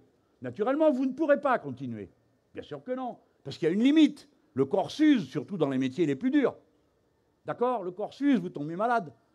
Donc, apparemment, vous coûtez moins cher à la retraite, mais vous coûtez plus cher au système de santé. Ou sinon, vous n'avez qu'à mourir. Si, entre-temps, vous avez privatisé le système de santé, et que, bon, vous en avez marre, c'est une chienne de vie à force. Hein. Faut tout le temps se battre, faut tout le temps demander, faut tout le temps réclamer, et on vous traite tout le temps comme si vous le faisiez exprès d'être malade, parce qu'on dit qu'il faut vous responsabiliser. Alors, si vous avez un cancer, qu'est-ce que vous y pouvez? C'est parce que vous avez été irresponsable? À quel moment? Qu'est-ce que c'est que cette façon de parler aux gens? Qu'est-ce que c'est que cette façon de mépriser ce qu'est la condition humaine? Nous, on y répond par la solidarité, j'ai dit. Puis deuxième élément qui jouera, c'est combien vous êtes dans la génération. C'est une trouvaille, non? Vous ne trouvez pas? Combien vous êtes dans la génération, ça déterminera le niveau de votre retraite. Si vous êtes beaucoup, vous partagerez chacun un peu moins. Si vous êtes moins, eh bien vous aurez plus. Autrement dit, votre intérêt personnel, c'est qu'il y en ait le moins possible qui survivent. Parce que si de la génération, vous êtes tout seul, alors là, vous êtes millionnaire. Hein. Mais si vous tombez comme la mienne, hein, alors là, j'aime mieux. Oh, nous, on est bien tombés. Hein. Là, moi, je devrais déjà être arrêté, mais bon. Non, mais attendez, c'était une époque fabuleuse. Ma maman me donnait une pomme, et dans une pomme, j'absorbais d'un coup les vitamines que vous autres qui êtes plus jeunes, vous êtes obligés d'en bouffer 100 pour arriver au même résultat. Alors, bon appétit, hein. Bref. Vous avez des générations plus non... Là, je suis en train de blaguer, mais je vais revenir sérieux. Dans ma génération, la situation n'est pas la même entre un intellectuel comme moi, qui n'a jamais eu à user son corps, sinon son cerveau, et vous savez que ça ne s'use pas parce que ce n'est pas un muscle. Eh bien ouais, plus vous en mettez, plus vous le faites travailler, mieux ça va. Bon. Ouais. Donc, qu'est-ce qu'il y a? Non, ils disent que non, là, que ce n'est pas la preuve, je suis en train de donner la preuve du contraire. Moqueur, va. Moqueur. Bref, la situation n'est pas la même pour un homme qui a eu ce type de métier et d'autres qui sont dans cette foule, et pour celui qui a usé son corps. la durée de vie moyenne d'un ouvrier à un poste d'ouvrier est de 7 ans inférieure à celle d'un cadre. Et encore, ça va changer, parce que les cadres, ils sont en train de se bouffer les sangs avec les ordinateurs et la chaîne électronique, comme un ouvrier autrefois en train de visser des écrous toute la journée. Donc, la situation sociale des gens détermine aussi leur durée de vie. Là, je parle de ceux qui travaillent. Et maintenant, je vais vous parler d'une autre. Ça va aller vite. Les pensions de réversion, vous en avez entendu parler. Il y en a beaucoup qui ne savent pas ce que c'est. Alors, je vous explique. On est deux, on est un couple. Les deux travaillent, ou il y en a un qui ne travaille pas. Dans les générations précédentes, le plus souvent, c'était les femmes qui ne travaillaient pas. Bon, enfin, elles travaillaient quand même, hein, elles faisaient la maison et tout le reste, du travail gratuit. Bon, tout ça, ça a monté en puissance. Maintenant, il y a de plus en plus de femmes qui travaillent, mais en fait, globalement, la proportion est moindre que celle des hommes. Donc, quand celui ou celle avec qui vous avez fait votre vie, avec qui vous avez partagé les misères et les galères, etc., le malheur, il vient à décéder. L'autre touche une proportion de sa retraite. D'accord ? Un peu plus du 50%, parce que c'est en 81 qu'on a poussé l'affaire jusque-là. Bon, ça fait d'ailleurs, ça a un effet de correction. Des femmes qui sont à la retraite voient réduire la différence d'un homme qui a fait le même métier qu'elle grâce à cet apport de la retraite complémentaire. Ça devient un peu compliqué, mon affaire, je simplifie. Alors, il y a quand même des gens qui ont dit, mais dites donc, il y a un problème. Qu'est-ce que ça devient dans votre affaire de retraite à points? La retraite, la transmission, là, qu'est-ce que ça devient? Alors, ils ont dit, le gars qui s'occupe de ça, il dit, oui, il y a un problème, parce que dans le système à points, il n'y a pas de points gratuits. Alors, personne ne comprend rien. Mais nous, on a compris. On leur a dit, ça veut dire qu'il n'y a plus de pension de réversion. Alors, grosse émotion. Arrêtez de nous accuser de n'importe quoi, l'autre à côté. Oui, mais quand même, on peut en parler. Non, on ne peut pas en parler. Si, on peut en parler. Bon. En attendant, je vais vous dire une chose. Il y a 1 million de femmes dont c'est le seul revenu. Si on applique cette règle, ça veut dire 1 million de personnes qui n'ont plus aucun revenu. Voilà ce qu'ils ont décidé. Alors, le président, ce gros malin, le grand enfumeur public, il vient et dit « Mais vous ne craignez rien aujourd'hui, mais ça va, on a compris, encore heureux. Vous allez pas retirer aux gens ce qu'ils ont. Mais expliquez-nous voir pourquoi à partir du jour où vous l'aurez décidé, il y aurait moins de veufs qu'il y en a aujourd'hui. Mais comment, monsieur, il y en aura davantage, compte tenu du fait que vous rendez l'accès aux soins de plus en plus difficile, que la vie des ouvriers est de plus en plus dure, que la vie des cadres est de plus en plus stressante. Vous savez très bien que vous allez rendre plus de gens malades. Et que donc ça se finira mal. Cette affaire des retraites, c'est la grande affaire de l'année qui vient. Vous avez deux grandes affaires. La première, c'est la réforme constitutionnelle et celle qui va arriver sur les retraites. Comme ils ont la trouille, ils n'ont pas mis ça dans le dernier trimestre de l'année 2018 parce qu'il y a des élections professionnelles et qu'ils n'ont pas envie de se retrouver avec tous les syndicats sur les bras. Donc, ils ont décidé de passer ça dans le premier semestre 2019. Eh bien, écoutez-moi, les gens qui vont découvrir cette histoire de retraite à points, je trouve tout à fait normal que quand ils auront compris que c'est l'Europe qui a demandé ça, ils aillent mettre un bulletin aux élections européennes pour les insoumis et contre Macron. Et voilà pourquoi c'est un référendum européen que de faire un référendum sur Macron.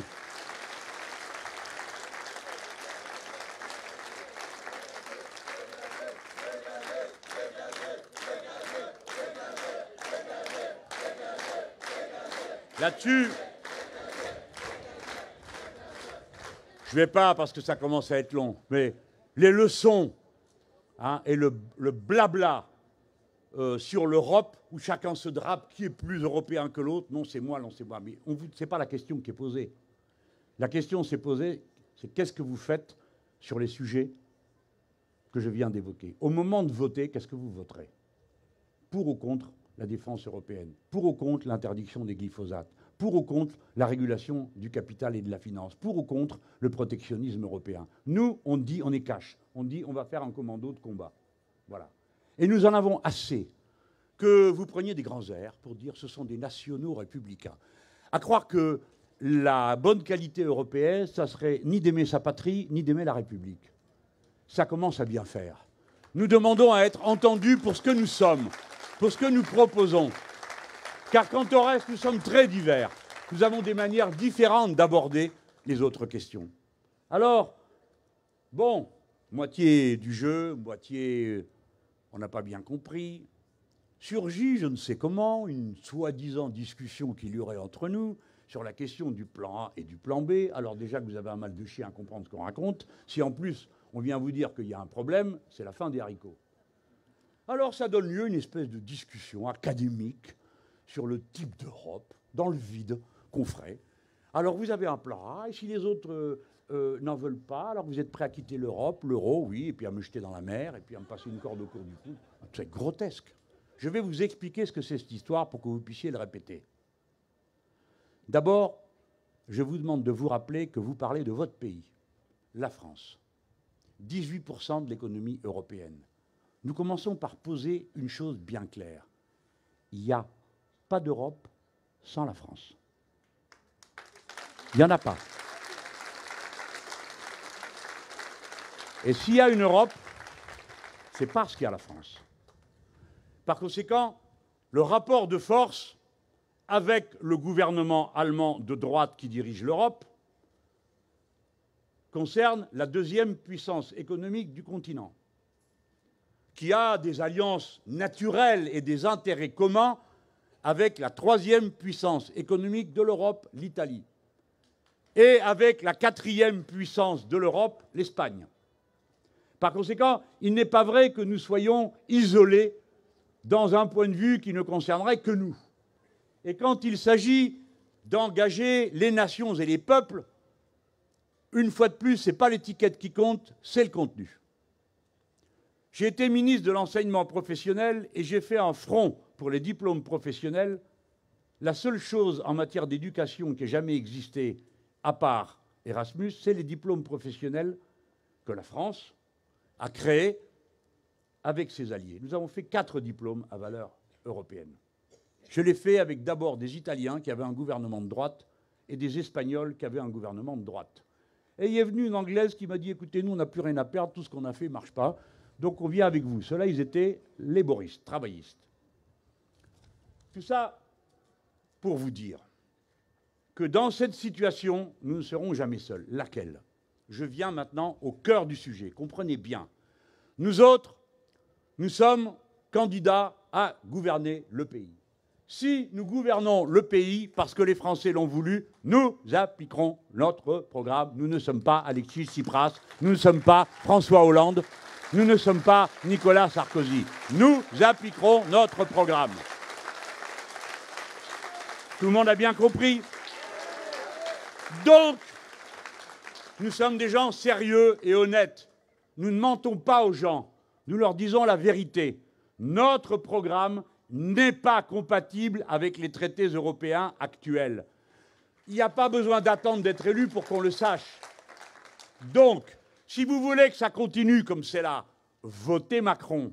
Si vous voulez que ça change dans le sens qu'on vous dit, à savoir celui de l'harmonisation sociale, celui de l'harmonisation fiscale par le haut, celui du mieux-disant social, celui du protectionnisme européen, celui de la sortie de l'OTAN, si c'est ça que vous voulez, vous votez pour nous, et nous, on dira aux autres peuples européens, aux autres nations, ce n'est pas compatible, nous le savons. Donc, nous vous faisons une proposition plan A. Plan A, on change les règles. Parce que votre truc, ça ne marche pas, vous pouvez quand même le voir. Mais supposons que vous ne voyez rien.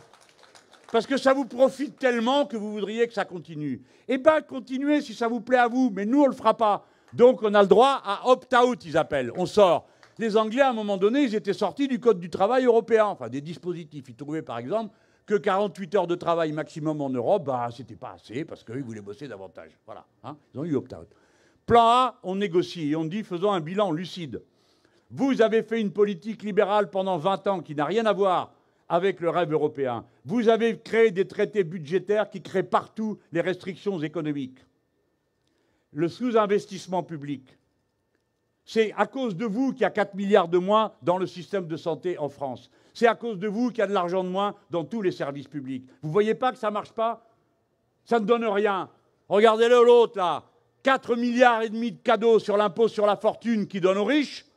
Et le résultat, rien dans l'économie réelle. Alors je dis à monsieur le maire, mais vous êtes au courant que c'est l'économie financière qui domine le monde? Eh, moi, je n'ai pas été à la même grande école que vous, mais je le sais.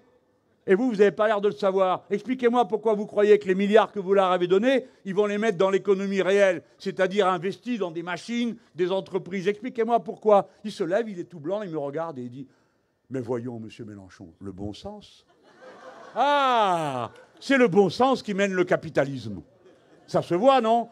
Le résultat, c'est que les recettes de l'État cette année vont être inférieures à celles de l'année précédente. Et que donc, en plus de ce qu'ils avaient prévu de faire pour arriver à cette règle absurde, ridicule, anti-économique des 3% de déficit permis, il va falloir qu'ils y rajoutent la somme qu'ils n'ont pas touchée dans les caisses de l'État parce qu'ils l'ont donnée aux plus riches qui n'avaient rien demandé. La théorie du ruissellement. Bon.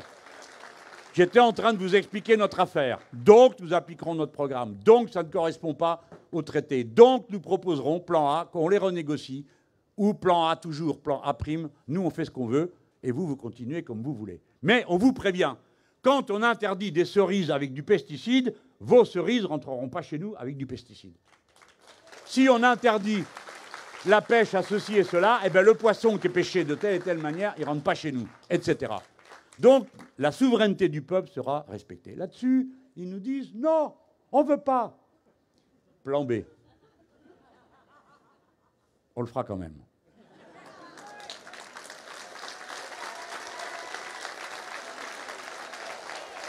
Qu'est-ce que ça d'anti-européen? Et on le fera quand même avec l'appui de ceux qui pensent comme nous, que c'est comme ça qu'il faut faire. Et vous verrez qu'il y en aura des peuples d'Europe qui verront la révolution citoyenne française et qui auront envie d'avoir la même chez eux.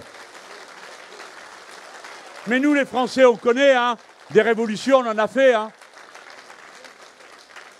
Eh bien oui, si vous faites pour le mieux-être de la planète et des êtres humains, eh bien, quelle que soit la nationalité, c'est une langue universelle. Si vous dites, nous, on va mettre l'argent qu'il faut pour soigner, nous, on va mettre l'argent qu'il faut pour éduquer. Nous, on va mettre l'argent qu'il faut pour s'occuper de nos aînés qui ne sont plus en état de s'occuper d'eux-mêmes tout seuls. Eh bien, vous verrez dans toutes les langues, en allemand, en italien, en portugais, en espagnol, en polonais. Tout le monde entend cette langue.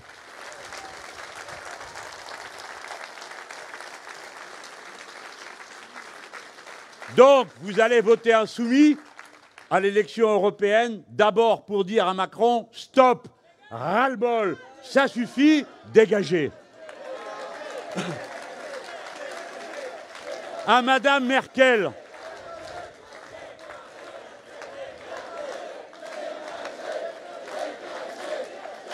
à Monsieur Juncker, au commissaire européen qui va poser avec les tyrans en Afrique. Place au peuple. Place au peuple. Et nous, il paraît que nous ne serions pas vraiment européens parce que nous ne participons pas à leur banquet. Mais dites donc, monsieur Macron, monsieur Castaner, quels sont vos alliés pour faire une coalition européenne dans l'élection? Avec qui comptez-vous vous présenter pour faire entendre vos grandes idées? Nous voudrions le savoir, parce que nous, on peut vous répondre. Nous, nous sommes internationalistes depuis toujours. Internationaliste, ça veut dire entre des nations, des peuples, la coopération.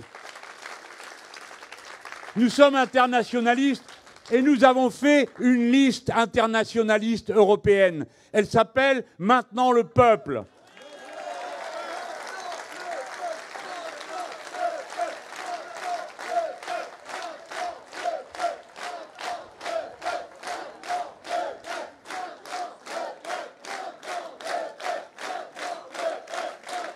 Et cette coalition, ça y est, on a le slogan.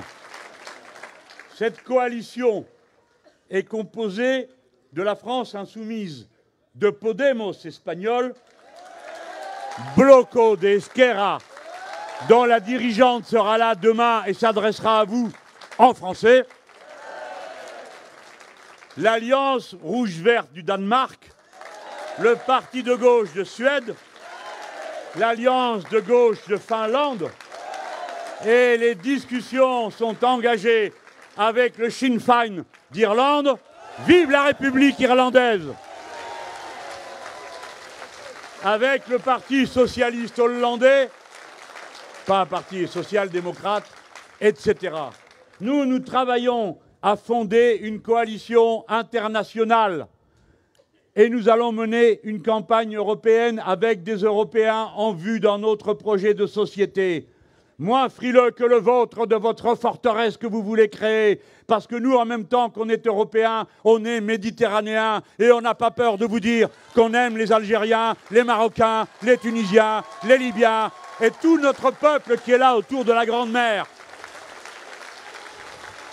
Oui, l'Europe doit regarder par là-bas. Nous vivons ensemble.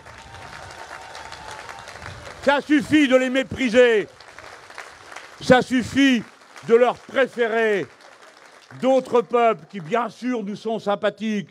Mais expliquez-nous pourquoi vous vous sentez obligé de marquer comme ça vos distances à l'égard de ces peuples.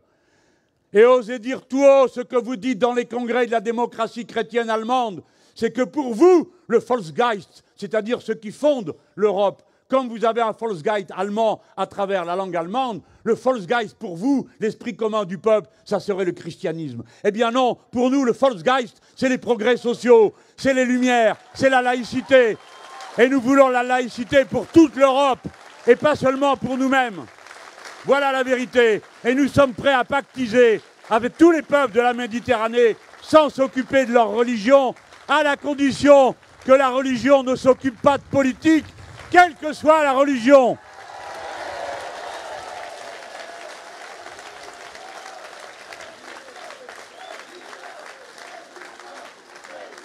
Écoutez-moi, mes amis, ceux qui disent qu'ils ne veulent pas faire un référendum anti-Macron à propos des Européennes, il faut qu'ils disent qu'ils sont en train de faire une lettre au Père Noël. Ils vont tous mettre des tas de mots, des mots et des mots. Yaka, faucon, on va faire une belle Europe, elle sera très ceci, très écolo, très cela, très les énergies libérées. Tout ça ne veut rien dire.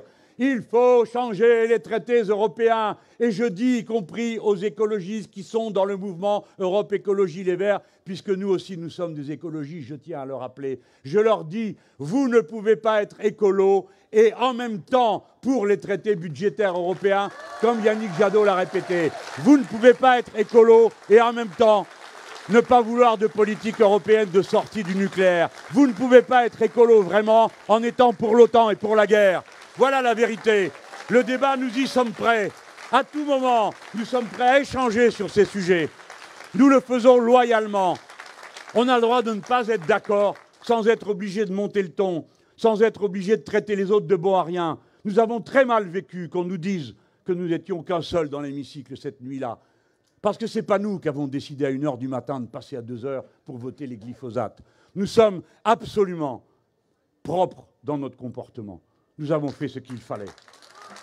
Ce sont des lettres au Père Noël que sont en train d'écrire tous ceux qui se battent la poitrine avec l'Europe, sans rien dire des conditions réelles dans lesquelles ça se construit. Bon, on va finir. Mes amis, écoutez, c'est toujours le même ennemi qu'on combat. C'est la civilisation capitaliste de la finance. C'est elle qui détruit l'écosystème. C'est elle qui détruit les avantages sociaux. C'est elle qui détruit la République. Quand nous faisons un référendum anti-Macron, c'est un référendum contre l'Europe du fric, l'Europe du pognon, l'Europe de la priorité au plus fort, l'Europe de la compétition qui est la réalité de l'Europe. Nous, c'est un autre ensemble humain qu'on veut créer, je vous l'ai dit. Et quand nous combattons le pouvoir centralisé, la nouvelle monarchie présidentielle absolue qui est en train de naître et dont l'affaire Benalla a révélé avec une crudité incroyable à quoi ils étaient capables de s'abaisser. Mais regardez bien le fond de l'affaire. Ce type est tellement illuminé qu'il a même privatisé la garde du président de la République. Dans ce pays, il y a un service public pour s'occuper de la sécurité du président. Ça s'appelle la gendarmerie, ça s'appelle la police. Il y a des services publics. Il n'y a pas besoin de recruter des barbouzes. Il n'y a pas besoin de créer des polices parallèles. Parce que la police, la gendarmerie, elle est sous le contrôle démocratique du Parlement en principe et de vous tous. Et les fonctionnaires, leur devoir et leur honneur, c'est de servir et d'obéir, surtout quand ils représentent l'autorité de la loi.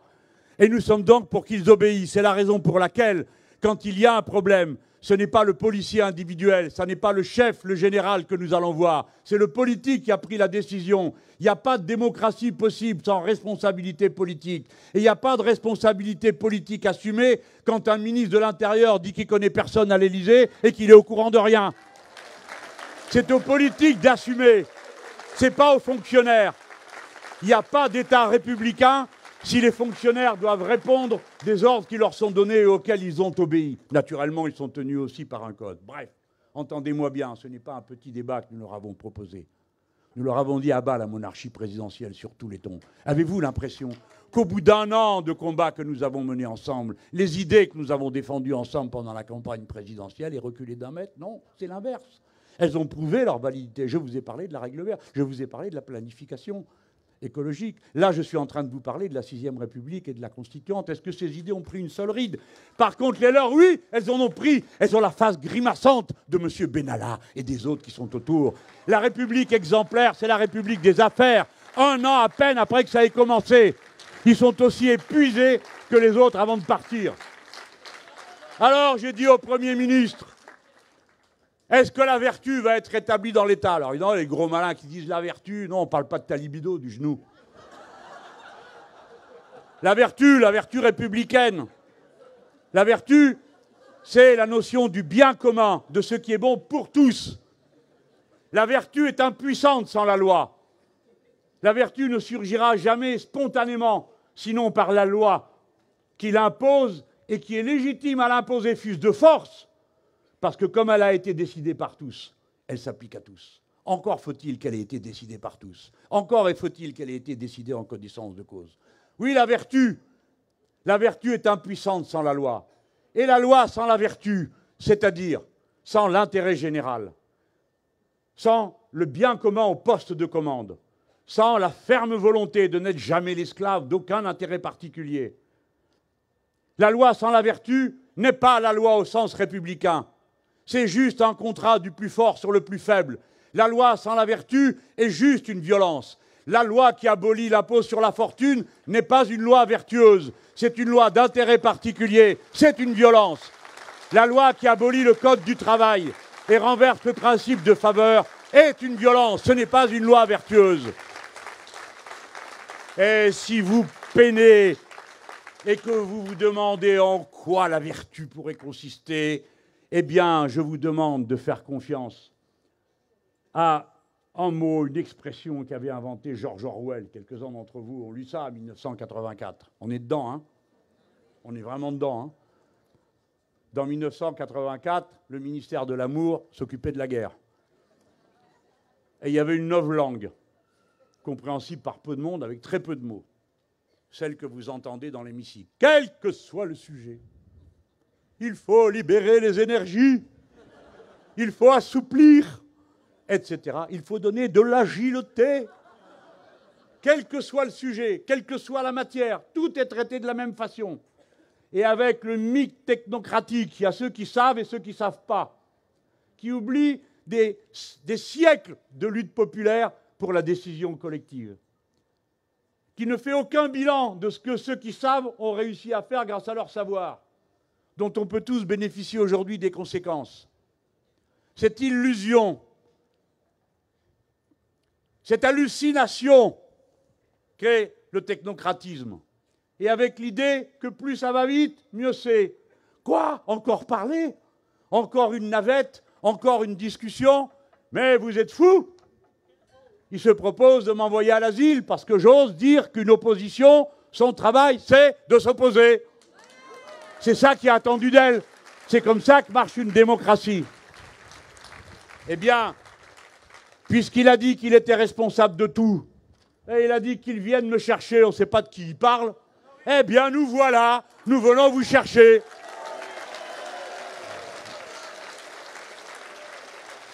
Et on va vous trouver là où vous êtes le jour du vote des élections européennes pour le référendum à propos de la politique de Macron.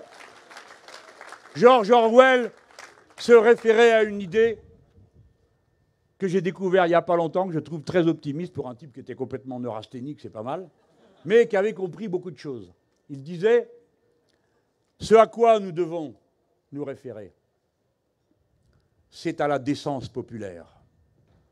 Il faisait le pari que les gens du commun, les gens simples, qui sont seulement à la recherche de leur bonheur et de celui de leur famille, qui aiment des choses simples et qui ne rêvent pas d'être milliardaires, mais qui aimeraient savoir jouer de la musique, mais ne le savent pas, donc ils profitent de celle que jouent les autres, qui aimeraient écrire des poèmes, mais ils ne savent pas toujours le faire, donc ils profitent de ceux qui en écrivent, qui aimeraient faire ceci, faire cela, et qui sont tellement heureux quand ils voient des gens qui savent le faire et le faire bien, que déjà ils savent qu'ils ont commencé à partager. Telle est la décence populaire. Il n'y a pas d'autre décence dans la vie de la société que de partager, parce que c'est la clé du bonheur.